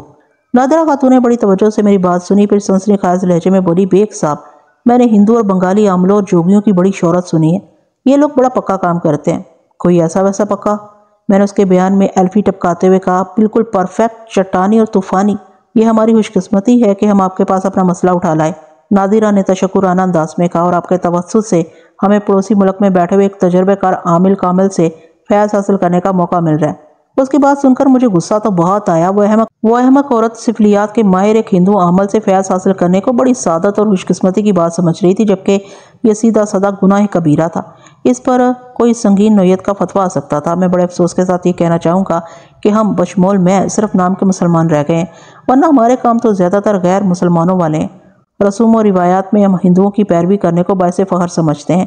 ترقی کی بات ہو تو ہم یہود و نصارہ کو اپنا قبلہ ماننے میں کوئی ہچکچاہٹ محسوس نہیں کرتے، جبکہ اللہ تعالیٰ نے اپنی کتاب قرآن مجید میں مسلمانوں کو مخاطب کرتے ہوئے بڑے واضح اور ٹوٹل الفاظ میں کہا ہے کہ یہود و نصارہ کبھی تمہارے دوست نہیں ہو سکتے۔ میں کوئی مولوی یا مبلغ دین نہیں ہوں، بس نادرہ خاتون کی واہیات بات سن کر مجھے جوش سا آ گیا تھا۔ تاہم نادرہ کے ساتھ ایک سوچے سمجھے منصوبے کے تحت مجھے ایک ڈرامہ کرنا تھا، لہٰذا اس پر ظاہر نہیں ہونے دیا کہ اس کی بات مجھے کتنی بری لگی ہے۔ وہ مجھ سے پوچھ بیٹھی، بیگ صاحب یہ گولو رام کچھ عجیب سا نام نہیں ہے؟ مثلاً اس میں کیا عجیب ہے؟ میں نے سوال کیا۔ میں نے پہلے کبھی ایسا نام سنا نہیں۔ رام نام تو ہندوؤں میں خاصا مستعمل ہے، میں نے وضاحت کرتے ہوئے کہا۔ شاید آپ گولو کی وجہ سے کچھ کنفیوز ہو رہی ہیں۔ شاید نہیں، یقیناً، وہ ٹھوس لہجے میں بولی۔ میں نے بھی جب پہلی مرتبہ یہ نام سنا تھا تو چونک گیا تھا، میں نے گہری سنجیدگی سے کہا، اور اس بارے میں مظفر سے استفسار بھی کیا تھا۔ پھر اس کے جواب نے میری تسلی کر دی۔ آپ کے کزن نے کیا جواب دیا تھا؟ فائزہ نے دلچسپی لیتے ہوئے پوچھا۔ گولو رام میں گولو کی وجہ تسمیہ یہ ہے کہ وہ بندہ آپس تک قامت اور موٹا تازہ ہے، خصوصاً اس کی توند کسی کنگ سائز فٹ بال کے مانند نہ صرف پھولی ہوئی ہے بلکہ باہر کو بھی نکلی ہوئی ہے۔ وہ دور سے گول مٹول اور فٹ بال ہی کی طرح کا دکھائی دیتا، لہٰذا اسی گولائی کے سبب اس کا نام گولو رام پڑ گیا۔ نادرہ نے اشتیاق نظر سے مجھے دیکھا اور پوچھا، بیگ صاحب آپ کا کزن گولو رام کی تعریف تو بہت کرتا ہوگا؟ ایسی ویسی تعریف؟ میں نے جلدی پر پیٹرول چھڑکتے ہوئے کہا۔ وہ جب گولو رام کے عملیات کے قصے سنانے بیٹھتا ہے تو سمجھو زمین آسمان ایک ہو جاتے ہیں۔ نادرہ کی بےتابی 7ویں آسمان کو چھونے لگی۔ آپ کا کزن کل کس وقت کراچی پہنچ رہا ہے؟ وہ رات ہی کو یہاں پہنچے گا، میں نے پرخیال انداز میں کہا۔ وہ قدرے مایوس ہوگی، پھر معتدل انداز میں کہا، پھر تو مجھے آپ کے پاس پرسوں ہی آنا ہوگا۔ جی ظاہر ہے، میں نے اس بات میں گردن ہلائی، میں کل رات کو کسی وقت مظفر سے آپ کی امانت لے لوں گا، آپ پرسوں دن میں مجھ سے لے لینا، پھر سمجھو کہ ساتوں بیڑے پار۔ اللہ اللہ خیر صلی۔ میں نے یہ بات خاص طور پر محسوس کی تھی کہ اگر میں اپنے مفروضہ کزن کی آمد کی اطلاع دن کے کسی وقت دیتا تو وہ پرسوں کا انتظار نہ کرتی اور کل ہی میرے پاس پہنچ جاتی۔ اس نے ایک طویل سانس خارج کی اور کہا، بہت بہت شکریہ بیگ صاحب، آپ نے میرے ذہن کا بوجھ ہلکا کر دیا۔ میں نے انہیں رخصت کرنے سے پہلے گہری سنجیدگی سے کہا، نادرہ خاتون، ایک بات کی وضاحت کر دوں کہ آپ کے کیس میں مجھے صرف سروس چارجز کے علاوہ کچھ نہیں ملا ہے۔ کہیں آپ یہ نہ سمجھنا کہ میں نے بہت کما لیا ہے۔ مظفر بیگ نے گولو رام کو ایک تگڑی رقم دے کر وہ بندش بنوائی۔ یہ ہندو اور بنگالی عامل پیسہ تو بہت لیتے ہیں لیکن کام پکا کرتے ہیں۔ یہ تو آپ بالکل ٹھیک کہہ رہے ہیں، وہ تائیدی انداز میں گردن ہلاتے ہوئے بولی۔ یہ لوگ یہاں پاکستان میں بھی کہیں بیٹھے دھندا کر رہے ہیں، ان کے ریٹ سن کر ہی دماغ گھوم جاتا ہے، لیکن بیگ صاحب جس کا کام پھنسا ہوتا ہے وہ کہیں نہ کہیں سے رقم کا بندوبست بھی کر ہی لیتا ہے۔ آپ بے فکر رہیں، اگر آپ کو ہمارے کیس میں بچت نہیں ہوئی تو میں کام ہو جانے کے بعد آپ کی کچھ اور خدمت کر دوں گی۔ میرا نام نادرہ خاتون ہے۔ اس بخت ماری یمنا سے نجات مل جائے تو میں آپ کو منہ مانگا انعام دوں گی۔ ویسے نادرہ تھی بڑی کائیاں عورت، اس نے مزید خدمت کے لیے کام ہونے کی شرط عائد کر دی تھی۔ مجھے چونکہ اس قسم کی خدمت کا شوق نہیں تھا، لہٰذا دو ٹوک الفاظ میں نے کہہ دیا، نہیں نادرہ خاتون، میں آپ سے مزید ایک پائی بھی نہیں لوں گا، کمانے کے لیے اور بہت سی پارٹی ہیں، آپ نے میری فیس ادا کر دی، بس یہی کافی ہے۔ اگر یہ کیس عدالت میں جاتا اور مجھے قانونی محاذ پر وکیل مخالف سے زبردست مقابلہ کرنا پڑتا۔ اس نے تہہ دل سے میرا شکریہ ادا کیا اور اپنی بیٹی کے ساتھ رخصت ہو گئی۔ یمنا ایک دلکش، خوبصورت اور ترے دار عورت تھی۔ اس کی شادی کو لگ بھگ 1 سال ہونے کو آ رہا تھا، تاہم اس کو دیکھ کر لگتا نہیں تھا کہ وہ شادی شدہ ہے۔ وہ کالج گرل نظر آتی تھی۔ اس وقت وہ اپنے شوہر آصف کے ساتھ میرے دفتر میں بیٹھی ہوئی تھی۔ آصف نے یہاں لانے سے پہلے اسے اس ملاقات کے حوالے سے مختصراً بریف کر دیا تھا، لہٰذا اس کی آنکھوں اور چہرے پر الجھن کے آثار نہیں تھے، تاہم رسمی الاصلاح کے بعد وہ پوچھے بنا نہ رہ سکی۔ وہ دیکھ آصف کی طرف رہی تھی لیکن سوال مجھ سے کر رہی تھی، وکیل صاحب اس کھیل میں مجھے کیا کرنا ہوگا؟ یہی بتانے اور سمجھانے کے لیے تو بیگ صاحب نے ہمیں اپنے پاس بلایا۔ آصف ہی نے اسے جواب بھی دیا، ابھی سب کچھ کھل کر سامنے آ جائے گا۔ بات ختم کرتے ہی وہ سوالیہ نظر سے مجھے دیکھنے لگا۔ میں نے کھنکار کر گلا صاف کیا اور ٹھہرے ہوئے لہجے میں بولا، کچھ زیادہ نہیں، بس تھوڑی سی ایکٹنگ کرنی ہے، عمدہ اور مچھی ہوئی اداکاری۔ نادرہ خاتون، فائزہ یا عمران کو ایک لمحے کے لیے بھی یہ احساس نہیں ہونا چاہیے کہ تم لوگ ایکٹنگ کر رہے ہو، سب کچھ نیچرل وے میں ہونا چاہیے، ٹھیک ہے بیگ صاحب؟ وہ یہ کے بعد دیگرے اسبات میں سر ہلاتے ہوئے بولے، پھر بیک زبان ہو کر بولے، ہم آپ کی ہدایت پر 100% عمل کریں گے۔ میں نے یمنا کی آنکھوں میں دیکھتے ہوئے پوچھا، کیا تم اپنے شوہر کے ساتھ خوش ہو؟ جی اللہ کا شکر ہے، وہ جلدی سے بولی۔ میں اس کے ساتھ خوش نہ ہوتی تو کب کا یہ گھر چھوڑ کر اپنے مائکے جا چکی ہوتی۔ آصف میرا اتنا زیادہ خیال رکھتا ہے کہ میں اس کے ساتھ جہنم میں بھی سکھی رہ سکتی ہوں۔ بہت خوب، میں نے سراہنے والے انداز میں کہا، لیکن اب تم نے اس کے برعکس ظاہر کرنا اور اپنی ساس کو باور کرانا ہے کہ تم شوہر کے ساتھ خوش نہیں ہو اور اب حالت مجبوری یہ رشتہ نبھا رہی ہو۔ اس کھیل کا آغاز ایک دن چھوڑ کر ہوگا، یعنی پرسوں سے تم لوگوں کی اداکاری شروع۔ کل دن میں نادرہ بیگم مجھ سے ملنے آئے گی۔ میں اس کو کیا پٹی پڑھاتا ہوں یہ جاننا تم لوگوں کے لیے ضروری نہیں ہے، بس یوں سمجھے پرسوں صبح سے تمہاری شوٹنگ شروع ہو گئی۔ شیڈول کچھ اس طرح ہوگا، پرسوں صبح آفس جانے سے پہلے تم اپنی بیوی سے تلخ کلامی کرو گے۔ میں نے آصف کی طرف دیکھتے ہوئے کہا، آواز اتنی بلند ہونا چاہیے کہ نادرہ یا فائزہ کے کانوں تک ضرور رسائی حاصل کر لے۔ تم تھوڑی دیر کے بعد برا سا منہ بنا کر آفس کے لیے روانہ ہو جاؤ گے۔ پھر میں نے یمنا کی طرف دیکھتے ہوئے اضافہ کیا، دن بھر تمہارا موڈ آف رہے گا، تم kitchen, washroom, drawing room, bedroom, الغرض جہاں بھی جاؤ گی تمہارے ہاتھ سے کوئی نہ کوئی شے خود بخود گرتی رہے گی۔ اس طرح بعض برتن وغیرہ ٹوٹنے سے نقصان بھی ہو سکتا ہے، لیکن کسی بڑے مقصد کو حاصل کرنے کے لیے چھوٹا موٹا نقصان برداشت کرنا ہی پڑتا ہے۔ آپ فکر نہ کریں بیگ صاحب، آصف میری بات مکمل ہونے سے پہلے ہی بول اٹھا، یمنا اور میں یہ آسانی سے کر لیں گے۔ اس بات کے امکانات ہیں کہ تمہاری اس بیزاری اور موڈ کی خرابی پر ساس اور نند خاموش رہیں۔ میں نے یمنا کی آنکھوں میں دیکھتے ہوئے کہا، اگر وہ خاموش رہے تو کم سے کم 3 دن تک یہی کارروائی دہرائی جائے گی، لیکن ذرا مختلف انداز میں۔ مثلاً پہلے روز جب آصف آفس سے واپس آئے گا تو اس کے پاس گاڑی نہیں ہوگی۔ وہ گاڑی کو آفس میں، کسی گیرج میں یا اپنے کسی دوست کے ہاں کھڑی کر سکتا ہے۔ گاڑی کے بغیر گھر آنا ایک ایسا واقعہ ہوگا کہ گھر کا ہر فرد پوچھے گا کہ گاڑی کہاں ہے۔ بالکل، یہ تو 100% ہے۔ آصف ہاتھ پر ہاتھ مارتے ہوئے جوشیلے لہجے میں بولا، پھر پوچھا، میں ان کے سوال کا کیا جواب دوں گا؟ تم بڑے بجھے ہوئے دل اور افسردہ لہجے میں انہیں بتاؤ گے کہ صبح آفس جاتے ہوئے تمہارا ایکسیڈنٹ ہو گیا تھا، اللہ کا شکر ہے جان بچ گئی، گاڑی کو موٹر میکینک کے پاس چھوڑا ہے، وہ 1-2 دن میں ٹھیک ہو کر آ جائے گی۔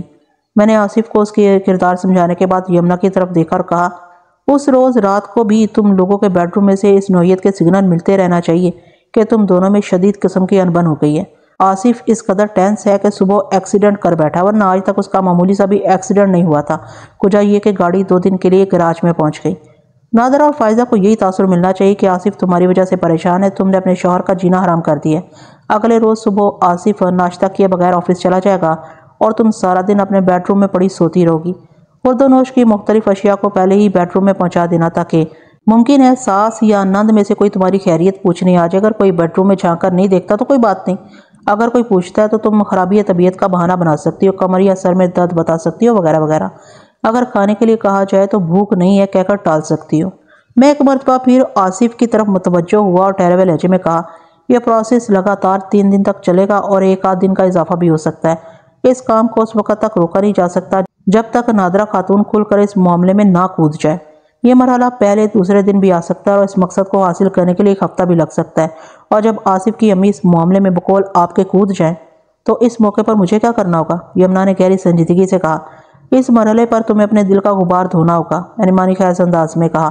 وہ الجھن زدہ نظر سے مجھے دیکھنے لگی۔ کیا مطلب ایک صاحب؟ یمنا کے سوال کا جواب دینے سے پہلے میں نے آصف کی طرف دیکھتے ہوئے کہا، یار آصف، تم کسی بات کا برا نہیں منانا، تمہاری امی جان ہم سب کے لیے لائق احترام ہے، لیکن یہ سب کچھ انہیں کی اصلاح کے لیے کیا جا رہا ہے۔ پھر میں نے روئے سخن دوبارہ یمنا کی جانب موڑا اور کہا، اس موقع پر تمہیں اس طرح اپنا دل کا غبار نکالنا ہے کہ پورے سال کی کسر نکل جائے۔ تم نے غضبناک انداز میں اپنی ساس کو آڑے ہاتھوں لینا ہے، کسی بات کی کوئی پرواہ نہیں کرنی، چیخ چیخ کر اور چلا چلا کر نادرہ خاتون کو کھری کھری سنانا ہے، چاہے پورا محلہ کیوں نہ جمع ہو جائے۔ تمہارا موقف یہ ہونا چاہیے کہ ساری خرابی کی جڑ تمہاری ساس ہے، وہی اپنے بیٹے یعنی آصف کو الٹی سیدھی پٹیاں پڑھاتی ہے، جس کے نتیجے میں آصف تم سے جھگڑا کرتا ہے۔ تمہاری زندگی پچھلے کچھ عرصے سے جہنم کا نمونہ بن کر رہ گئی ہے۔ آج فیصلہ ہو کر رہے گا کہ اس گھر میں نادرہ رہتی ہے یا میں، وغیرہ وغیرہ۔ تم ایسا کر لو گی نا؟ آصف نے کچھ کہنے کے لیے منہ کھولا لیکن چپ ہو گیا۔ یمنا نے کہا، میں ایسا کر تو لوں گی لیکن اس سے کیا نتیجہ برآمد ہوگا؟ نتیجہ تمہاری توقع سے بھی بڑھ کر برآمد ہوگا، میں نے ٹھوس لہجے میں کہا۔ پھر آصف کی طرف دیکھتے ہوئے کہا، مسٹر آصف، تم نے کے بعد چپ کیوں سادھ لی؟ کوئی پرابلم؟ اور دراصل بیگ صاحب، وہ ہچکچاہٹ امیز لہجے میں بولا، یمنا کے ساتھ ایک مسئلہ اور بھی ہے نا؟ کیسا مسئلہ؟ میں نے چونک کر اس کی طرف دیکھا۔ یمنا امید سے ہے، وہ شرماتے ہوئے بولا، یہ راز صرف ہم میاں بیوی کے بیچ ہے، ہم نے ابھی تک کسی کو بتایا نہیں، سمجھے کہ یہ معاملہ ابھی ابتدائی مراحل میں ہے۔ یہ تو بہت بڑی خوشخبری ہے آصف، میں نے اسے گھورتے ہوئے کہا، اور تم اسے مسئلہ کہہ رہے ہو؟ میں یہ کہہ رہا تھا کہ یمنا کی دھواں دار اداکاری سے کہیں ہمارے آنے والے بچے پر کوئی منفی اثر تو نہیں پڑے گا؟ سوال ہی پیدا نہیں ہوتا۔ دراصل ماں کی حقیقی سوچ بچے پر اثر انداز ہوتی ہے، جبکہ یہاں تو اول آخر ڈرامہ ہو رہا ہے۔ یمنا کو بخوبی اس بات کا احساس ہوگا کہ وہ محض اداکاری کر رہی، لہٰذا اس کی پرفارمنس کسی بھی طور بچے کو متاثر نہیں کرے گی۔ تھینک یو بیگ صاحب، یمنا نے تشکرانہ لہجے میں کہا۔ آپ نے تسلی دے کر تو ہمارے ذہن کا بوجھ ہلکا کر دیا۔ ذہن کا بوجھ ہلکا ہو گیا، اب ذرا حالات حاضرہ کی طرف آتے ہیں، میں نے ٹھہرے ہوئے لہجے میں کہا۔ پھر آصف کی جانب متوجہ ہو گیا، آصف، اس روز جب تم آفس سے واپس آؤ گے تو گھر کو میدان جنگ میں بدلا ہوا پاؤ گے۔ دونوں پارٹیاں بڑے جوش و خروش کے ساتھ تمہیں رپورٹ پیش کریں گی۔ ایک طرف تمہاری امی دباؤ ڈالیں گی کہ بہو نے ان کے ساتھ بڑی بدتمیزی کی ہے، لہٰذا تم اپنی بیوی کی ایسی کم تیسی کر کے رکھ دو۔ دوسری جانب یمنا تمہاری کوئی بات سننے کو تیار نہیں ہوگی، اس کا موقف یہ ہوگا کہ تمہاری امی نے اس کے ساتھ بڑی زیادتی کی ہے۔ اسی موقع پر ڈٹ کر وہ تم سے مطالبہ کرے گی کہ فوراً اس کے ابو کو بلایا جائے۔ وہ اس گھر میں 1 سیکنڈ بھی نہیں رکے گی، بس بہت ہو گئی۔ تو کیا مجھے واحد انکل کو بلانا ہوگا؟ آصف نے سوالیہ نظر سے مجھے دیکھا۔ بالکل بلانا ہوگا، میں نے ایک لفظ پر زور دیتے ہوئے کہا۔ اسکرپٹ کے مطابق اگر تم نہیں بلاؤ گے تو یمنا خود فون کر کے اپنے ابو کو صورتحال سے آگاہ کرے گی۔ واحد انکل دوڑے دوڑے آئیں گے اور دھواں دار بحث و مباحثے کے بعد وہ اپنی بیٹی کو ساتھ لے جائیں گے۔ یہ سب تو ہونا ہے، لیکن ذرا مختلف ترتیب کے ساتھ۔ میں ایک مرتبہ پھر تھوڑی دیر کے لیے تھما، ایک گہری سانس خارج کرنے کے بعد باری باری ان دونوں کے چہروں کا جائزہ لیا اور وضاحت کرتے ہوئے کہا، ہم واپس اپنے سین پر آتے ہیں۔ سٹوری لائن یہ ہے کہ یمنا اچھل اچھل کر محاورتاً اپنے ابو کو بلوانے کا مطالبہ کر رہی ہے، لیکن تم اسے بڑے آرام سے سمجھانے کی کوشش کر رہے ہو۔ تم ابھی تک طیش میں نہیں آئے۔ ظاہر ہے تمہارا یہ شرافت بھرا طرز عمل نادرہ خاتون کو بالکل پسند نہیں آئے گا۔ وہ اپنی کڑوی اور نکیلی باتوں سے تمہیں یمنا کے خلاف غصہ دلانے کی تگ و دو کریں گی، اور ایک موقع پر تم ریش ہو جاؤ گے اداکاری کی حد تک۔ تم یمنا کو کھری کھری سنانے کے بعد کہو گے کہ اگر اسے زیادہ ہی مائکے جانے کا شوق ہے تو خود اپنے ابو کو فون کر کے بلائے اور فوراً تمہارے گھر سے دفع ہو جائے۔ تمہاری زبان سے اس قسم کے الفاظ سن کر نادرہ خاتون کے کلیجے میں ٹھنڈ پڑ جائے گی۔ وہ تمہیں لائق، فائق اور قابل بیٹا تسلیم کر لیں گی، جس نے بیوی کے مقابلے میں ماں کا ساتھ دے کر فرما برداری کا عالمی ریکارڈ قائم کر دیا۔ میں عبدالواحد کو اچھی طرح سمجھا دوں گا کہ اس موقع پر اور اس کے بعد اسے کس نوعیت کا کردار ادا کرنا ہے۔ تو کیا ہمارے ساتھ ساتھ ابو بھی اس ڈرامے میں اداکاری کریں گے؟ یمنا نے حیرت بھرے لہجے میں پوچھا۔ نہ صرف تمہارے ابو بلکہ آصف کے ابو بھی، میں نے انکشاف انگیز لہجے میں بتایا۔ اس ڈرامے میں سب کا اپنا اپنا کردار ہے جو اسے طے شدہ لوکیشن پر ادا کرنا ہے، بلکہ اس کھیل میں 2 مہمان انجان اداکار بھی شامل ہیں جو کسی سین میں موجود نہیں ہوں گے، لیکن ان کا ذکر کئی سینئرز میں ہوتا رہے گا۔ وہ دونوں کون ہیں؟ یمنا نے اضطراری لہجے میں سوال کیا۔ ایک کا نام مرزا مظفر بیگ اور دوسرے کا نام گولو رام ہے۔ میں نے تجسس بھرے انداز میں کہا، ان لوگوں کے بارے میں آپ کو بعد میں بتاؤں گا۔ یمنا نے پوچھا، آصف کے ابو کا کیا کردار ہے؟ بھائی میں ایک اداکار کا کردار کسی دوسرے کو نہیں بتا سکتا۔ میں نے کندھے اچکاتے ہوئے بیزاری سے کہا، تم دونوں کو تمہارے رول سمجھا دیے، تمہارے بعد عبدالواحد کی اداکاری کا نمبر ہے، اس کے بعد خلیل احمد اداکاری کے کمالات دکھائیں گے۔ یہ دونوں حضرات جو کچھ بھی کریں گے آپ لوگوں کے سامنے آ جائے گا۔ وہ مزید 15 منٹ تک گھما پھرا کر مختلف زاویوں سے سوالات کرتے رہے، پھر وہ میرا شکریہ ادا کر کے رخصت ہو گئے۔ میں نے گہری سانس خارج کی، پھر اس کو مخاطب کرتے ہوئے پوچھا، مرزا امجد بیگ آپ کن چکروں میں پڑ گئے ہیں؟ میرے اندر ہی سے سوال کا جواب بھی ابھر کر سامنے آ گیا، بیگ صاحب کبھی کبھی ایسے چکروں میں بھی پڑ جانا چاہیے۔ عدالت کے اندر تو اپنی وکالت دکھانے کا اکثر موقع ملتا ہی رہتا ہے، کبھی عدالت کے باہر بھی تو ذہن کے گھوڑوں کو زحمت دینا چاہیے، اور اب تو اوکھلی میں سر دے ہی دیا ہے، موسلوں کا کیا ڈر۔ بیگ صاحب آپ نے نادرہ بیگم سے اپنی مکمل فیس وصول کی ہے، اس گھر کے امن و امان کو واپس لانے کی ذمہ داری اب آپ پر عائد ہوتی ہے۔ میں نے سوچ کی نگری سے باہر نکل کر خود کلامی کی، ہاں یہ تو ہے، اب تو یہ معاملہ نپٹانا ہی ہوگا۔ میں اگر اپنے کلائنٹس سے تگڑی فیس لیتا ہوں تو اسے حلال بھی کرتا ہوں۔ میں نے ایک سیاہ کاغذ کے چوکور ٹکڑے پر وائٹو یعنی سفیدہ سے مختلف خانے بنا کر ان کے اندر ہندی اور اردو کے مختلف حروف اور ہندسے بھر دیے تھے۔ میں تعویذ یا بندش وغیرہ بنانا تو نہیں جانتا، لیکن مختلف نوعیت کے تعویذ گنڈوں، پلیتوں اور بندشوں کو دیکھنے کا موقع ضرور ملا، لہٰذا میں نے اپنی یادداشت کے زور پر نادرہ بیگم کے لیے ایک بندش تیار کر لی تھی۔ کالے رنگ کا کاغذ استعمال کرنے کا مقصد صرف یہ تھا کہ نادرہ خاتون اس کو کوئی نہایت ہی سخت قسم کا کالا جادو سمجھ کر مطمئن ہو جائے، اور وہ کچھ حد سے زیادہ ہی مطمئن ہو گئی تھی۔ اس روز وہ اکیلی ہی میرے دفتر پہنچی تھی۔ رسمی الاصلاح کے بعد وہ مطلب کی بات پر آ گئی اور اضطراری لہجے میں پوچھا، اب بیگ صاحب آپ کی اپنی کزن سے بات ہو گئی ہے؟ ہاں بات ہو گئی اور ملاقات بھی ہو گئی، میں نے اس کی بےتابی سے محسوس ہوتے ہوئے کہا، انہوں نے وہ بندش آپ کو دے دی ہوگی، وہ جو ہندو عامل گولو رام نے ہمارے لیے تیار کی ہے؟ جی بالکل، میں نے زیر لب مسکراتے ہوئے اس بات میں گردن ہلائی، پھر اپنی میز کی دراز میں سے مذکورہ بندش نکال کر اس کے حوالے کرتے ہوئے کہا، یہ لے، یہ آپ کی امانت آ گئی۔ اس بدعقیدہ پڑھی لکھی جاہل عورت نے نہایت ہی ادب و احترام کے ساتھ وہ بندش وصول کی، پھر میری طرف دیکھتے ہوئے پوچھا، کیا میں اسے کھول کر دیکھ سکتی ہوں؟ میں نے قطعی انداز میں کہا، ہرگز نہیں، ایسی بات نہیں تھی کہ اس فضول قسم کے طے شدہ کاغذ کو کھول کر دیکھنے میں کوئی قیامت برپا ہو جاتی۔ میں نے اس کے یقین کو مزید پختہ کرنے کے لیے کہا، عاملین اور کاملین یعنی کہ ماہرین سفلیات کے ہاں اس نوعیت کے تعویذات کو کھول کر دیکھنے کی ممانعت ہوتی ہے۔ نادرہ خاتون کی اندھی عقیدت کو دیکھ کر مجھے شدید غصہ آ رہا تھا، کاش اس عاقبت ناندیش عورت نے اسے آدھی سنجیدگی اور عقیدت کے ساتھ بھی اپنے ارد گرد بسنے والے لوگوں کے جذبات اور احساسات کو دیانتداری سے سمجھنے کی کوشش بالفاظ دیگر زحمت کی ہوتی تو آج صورتحال بہت مختلف ہوتی اور بہت ہی پرسکون اور خوشگوار۔ وہ منتظر نظر سے مجھے دیکھ رہی تھی۔ میں نے گہری سنجیدگی سے کہا، گولو رام نے یہ بندش دیتے ہوئے مظفر بیگ کو تاکید کی تھی کہ کسی بھی صورت میں سے کھول کر نہیں دیکھنا ورنہ اس کا اثر زائل ہو جائے گا، ویسے آپ کی مرضی ہے۔ وہ کانوں کو ہاتھ لگاتے ہوئے بولی، میں ویسی غلطی ہرگز نہیں کروں گی، میں کوئی پاگل تھوڑی ہوں۔ اس کے آخری جملے پر میں نے بڑے افسوسناک انداز میں اسے دیکھا اور دل دل میں کہا، ہاں بھائی یہ بھی ٹھیک ہے، اگر تم پاگل نہیں ہو تو پھر پتہ نہیں پاگلوں کی کوالیفیکیشن کیا ہوگی۔ پھر زبان سے کہا، ظاہر ہے آپ کو ایسی غلطی کرنا بھی نہیں چاہیے، یہ تو بہت ہی نازک معاملہ ہے۔ گولو رام نے تو مظفر بیگ کو ایک اور بھی ہدایت کی تھی، میں نے جاتے جاتے ایک اور پھلجھڑی چھوڑ دی تھی۔ وہ سنسناتے ہوئے لہجے میں مستفسر ہوئی۔ میں نے گہری سنجیدگی سے وضاحت کرتے ہوئے کہا، وہ یہ کہ بندش والے معاملے کو سب سے چھپا کر رکھنا ہے، کسی کو اس راز کی خبر نہیں ہونی چاہیے۔ گولو رام نے نام ماں والدہ کے حساب سے بڑی زبردست پڑھائی کی ہے، بس اب اس تعویذ کو کسی طرح یمنا کے کمرے میں چھپا کر رکھ دینا ہے۔ گولو رام کا دعویٰ ہے کہ تعویذ دبانے کے بعد 10 دن کے اندر کام بڑے تسلی بخش انداز میں ہو جائے گا۔ آپ فکر نہ کریں بیگ صاحب۔ وہ سہمے ہوئے انداز میں مجھے دیکھنے لگی، یہ راز میرے اور فائزہ کے بیچ ہی رہے گا، مجھے تو فکر کرنے کی ضرورت نہیں۔ میں نے دو ٹوک انداز میں کہا، اس میں میرے نقصان والی کوئی بات نہیں، گناہ اور ثواب سب آپ کے ذمہ ہے، میں خیال رکھوں گی جی، اس کام میں ناکامی مجھے منظور نہیں۔ وہ مزید 15 منٹ تک میرے پاس بیٹھی رہی، پھر رخصت ہونے سے پہلے پوچھا، بیگ صاحب مجھے دوبارہ کب آنا ہے؟ جیسے ہی یہ بندش کوئی اثر دکھانے لگے آپ فوراً مجھے اس کی رپورٹ دینا۔ میں نے ٹھہرے ہوئے لہجے میں کہا، انشاءاللہ بہت جلد ہماری ملاقات ہوگی۔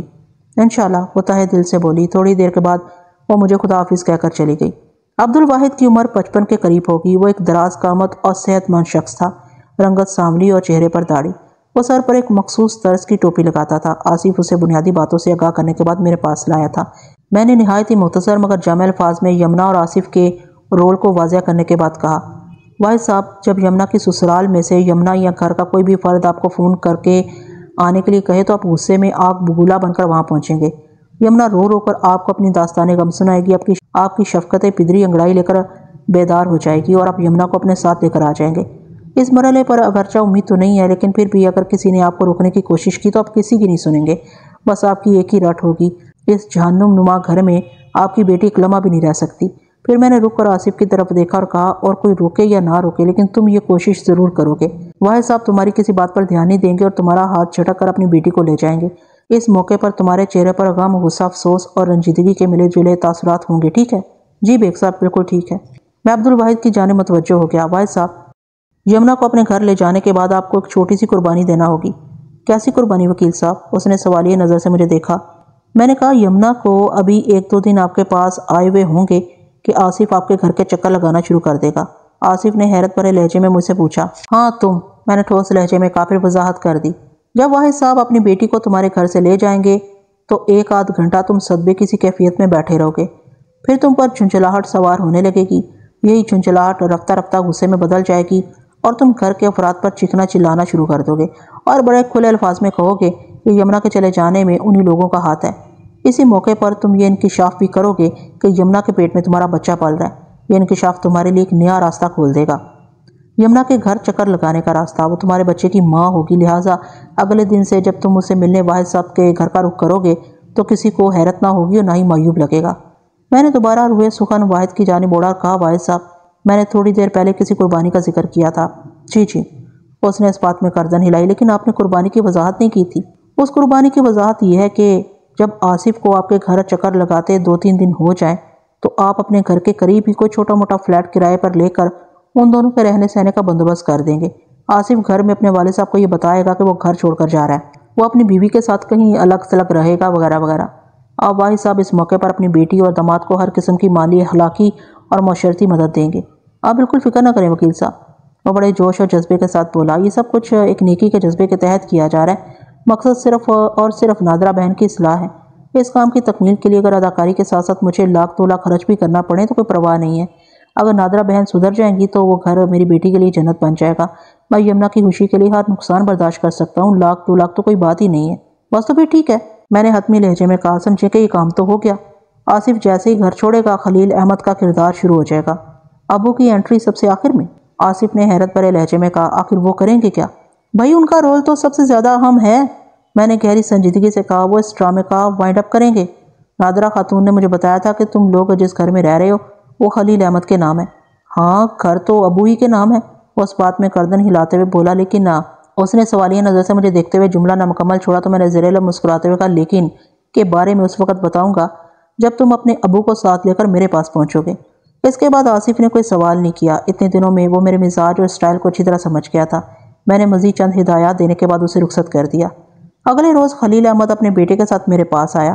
رسمی الیکسلا کے بعد میں نے خلیل احمد کو اپنی اب تک کی کارگزاری اور مختلف کرداروں کے رولز کے بارے میں بتایا، پھر کہا، خلیل صاحب، آپ کی انٹری اس کھیل میں اس وقت ہوگی جب آصف گھر چھوڑ کر یمنا کے ساتھ رہنے چلا جائے گا۔ لیکن مجھے کرنا کیا ہوگا؟ اس نے سوالیہ نظر سے مجھے دیکھا۔ اداکاری، میں نے جواب دیا، بہت مچی ہوئی اداکاری۔ ذرا وضاحت کریں وکیل صاحب، اس نے متعاملانہ انداز میں پوچھا۔ خلیل احمد کی عمر 60 کے قریب تھی۔ وہ ایک ریٹائرڈ بینکر تھا۔ متناسب بدن، قد پستہ اور چہرے پر ہلکی سی سیاہ داڑھی کے بالوں کی سیاہی ہیئر کلر کی رہنے منت تھی۔ وہ اپنی وضع قطع رکھ رکھاؤ، چہرے کے تاثرات اور بات چیت سے ایک معقول اور شریف النفس انسان لگتا تھا۔ میں نے اس کی الجھن کے جواب میں کہا، خلیل صاحب، آپ اس مکان کے مالک ہیں جہاں پر سارا فتنہ پھیلا ہوا ہے۔ جیسے ہی آصف گھر چھوڑ کر جائے گا آپ ایک عظیم و شان ہنگامہ برپا کر دیں گے۔ آپ کی تنقید، لعن طعن، غم و غصے کا نشانہ صرف اور صرف نادرہ خاتون ہوگی۔ ظاہر ہے وہ آپ کی تلخ اور ترش باتوں کے جواب میں بہت اچھلے کودے گی، کیونکہ آپ عمومی زندگی میں اس قسم کے رویے کا مظاہرہ نہیں کرتے۔ وہ آپ کی طرف سے ایسے جارحانہ اور بہادرانہ اقدام کی ہرگز توقع نہیں رکھتی ہوگی، لہٰذا اس موقع پر وہ جو بھی کر لے کم ہے۔ آپ کو کیا کرنا ہے؟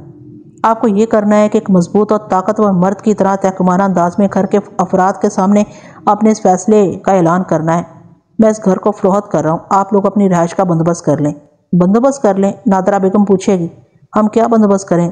تم جہاں کہیں بھی رہو گے ہم تینوں بھی تمہارے ساتھ ہی رہیں گے۔ نہیں، آپ قطعی انداز میں کہیں گے۔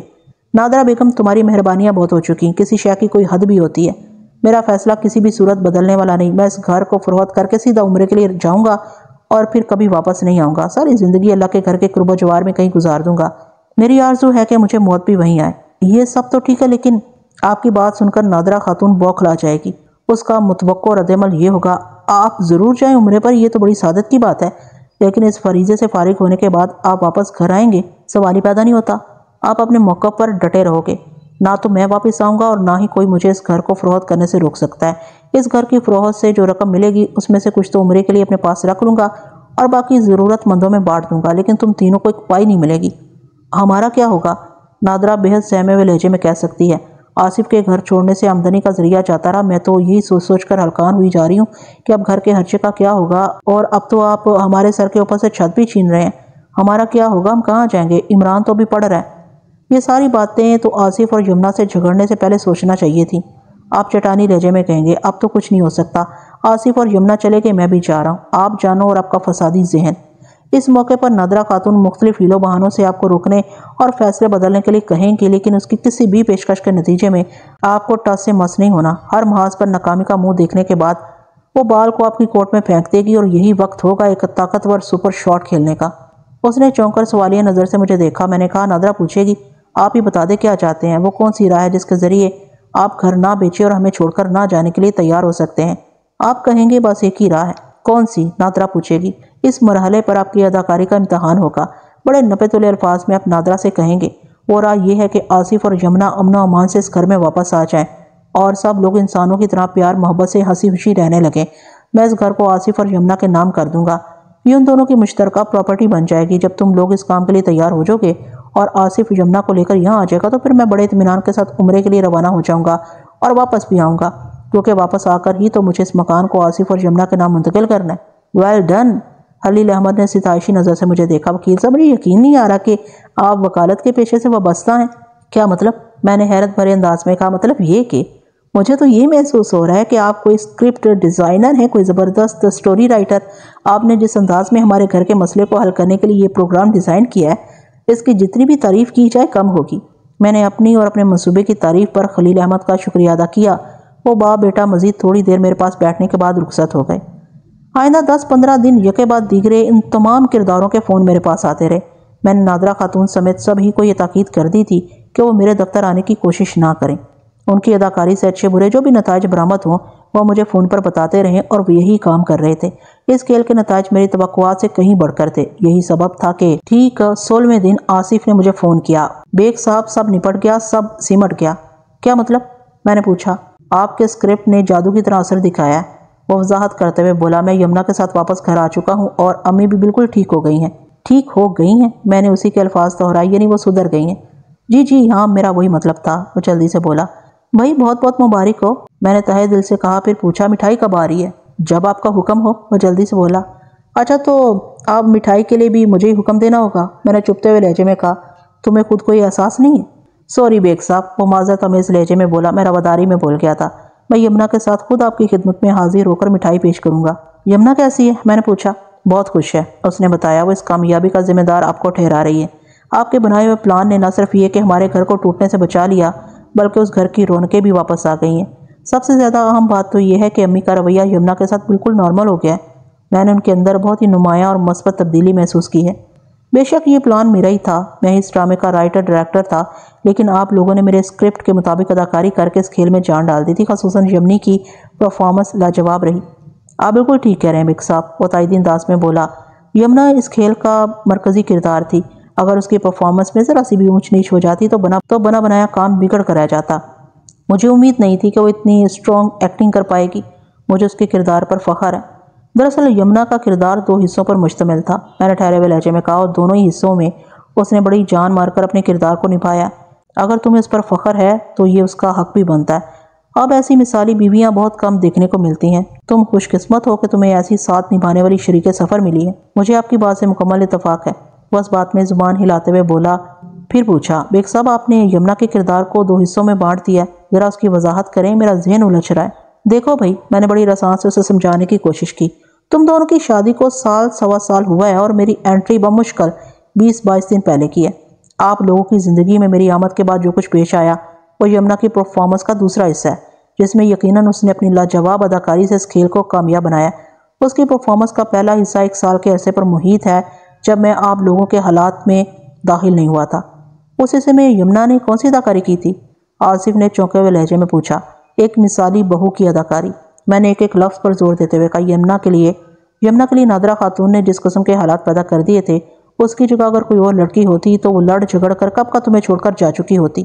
واقعی بیگ صاحب، وہ مضبوط لہجے میں بولا۔ یمنا نے بڑی ہمت، جرأت اور ثابت قدمی سے نامساعد حالات کا مقابلہ کیا تھا۔ اللہ تم دونوں کو سلامت رکھے، نظر بد سے بچائے اور مزید اتفاق پیدا کرے، میں نے دعائیہ انداز میں کہا۔ اس قدر اہم شریک سفر کا بہت خیال رکھنا، کچھ ہی عرصے کے بعد تم لوگ 2 سے 3 ہونے والے۔ اور ہاں، کون سی بات بیگ صاحب؟ وہ میرا بیان مکمل ہونے سے پہلے ہی بول پڑا۔ میں نے گمبھیر انداز میں کہا، نادرہ خاتون کو کبھی کسی بھی مرحلے پر یہ راز معلوم نہیں ہونا چاہیے کہ اس کی اصلاح و سدھار کے لیے ہم نے ایک سنسنی خیز ڈرامہ رچایا تھا۔ وہ گہری سنجیدگی سے بولا، آپ مطمئن ہو جائیں، اس سلسلے میں آپ کو کبھی شکایت کا موقع نہیں ملے گا۔ 2-4 مزید باتوں کے بعد ہمارے درمیان قائم ٹیلی فونک رابطہ 2-4 ملاقاتوں کے بعد ہمارے درمیان قائم ٹیلی فونک گفتگو کا سلسلہ موقوف ہو گیا۔ میں نے گہری سانس خارج کی اور کرسی کی پشت سے ٹیک لگا کر آنکھیں بند کر لیں۔ تو ناظرین، امید کرتی ہوں کہ یہ کہانی آپ کو مزیدار لگی ہوگی، تو لائک، کمنٹ اور شیئر کرنا ہرگز مت بھولیے گا۔ مجھے اجازت دیجیے ایسی ہی کسی اچھی سی کہانی تک کے لیے اللہ حافظ۔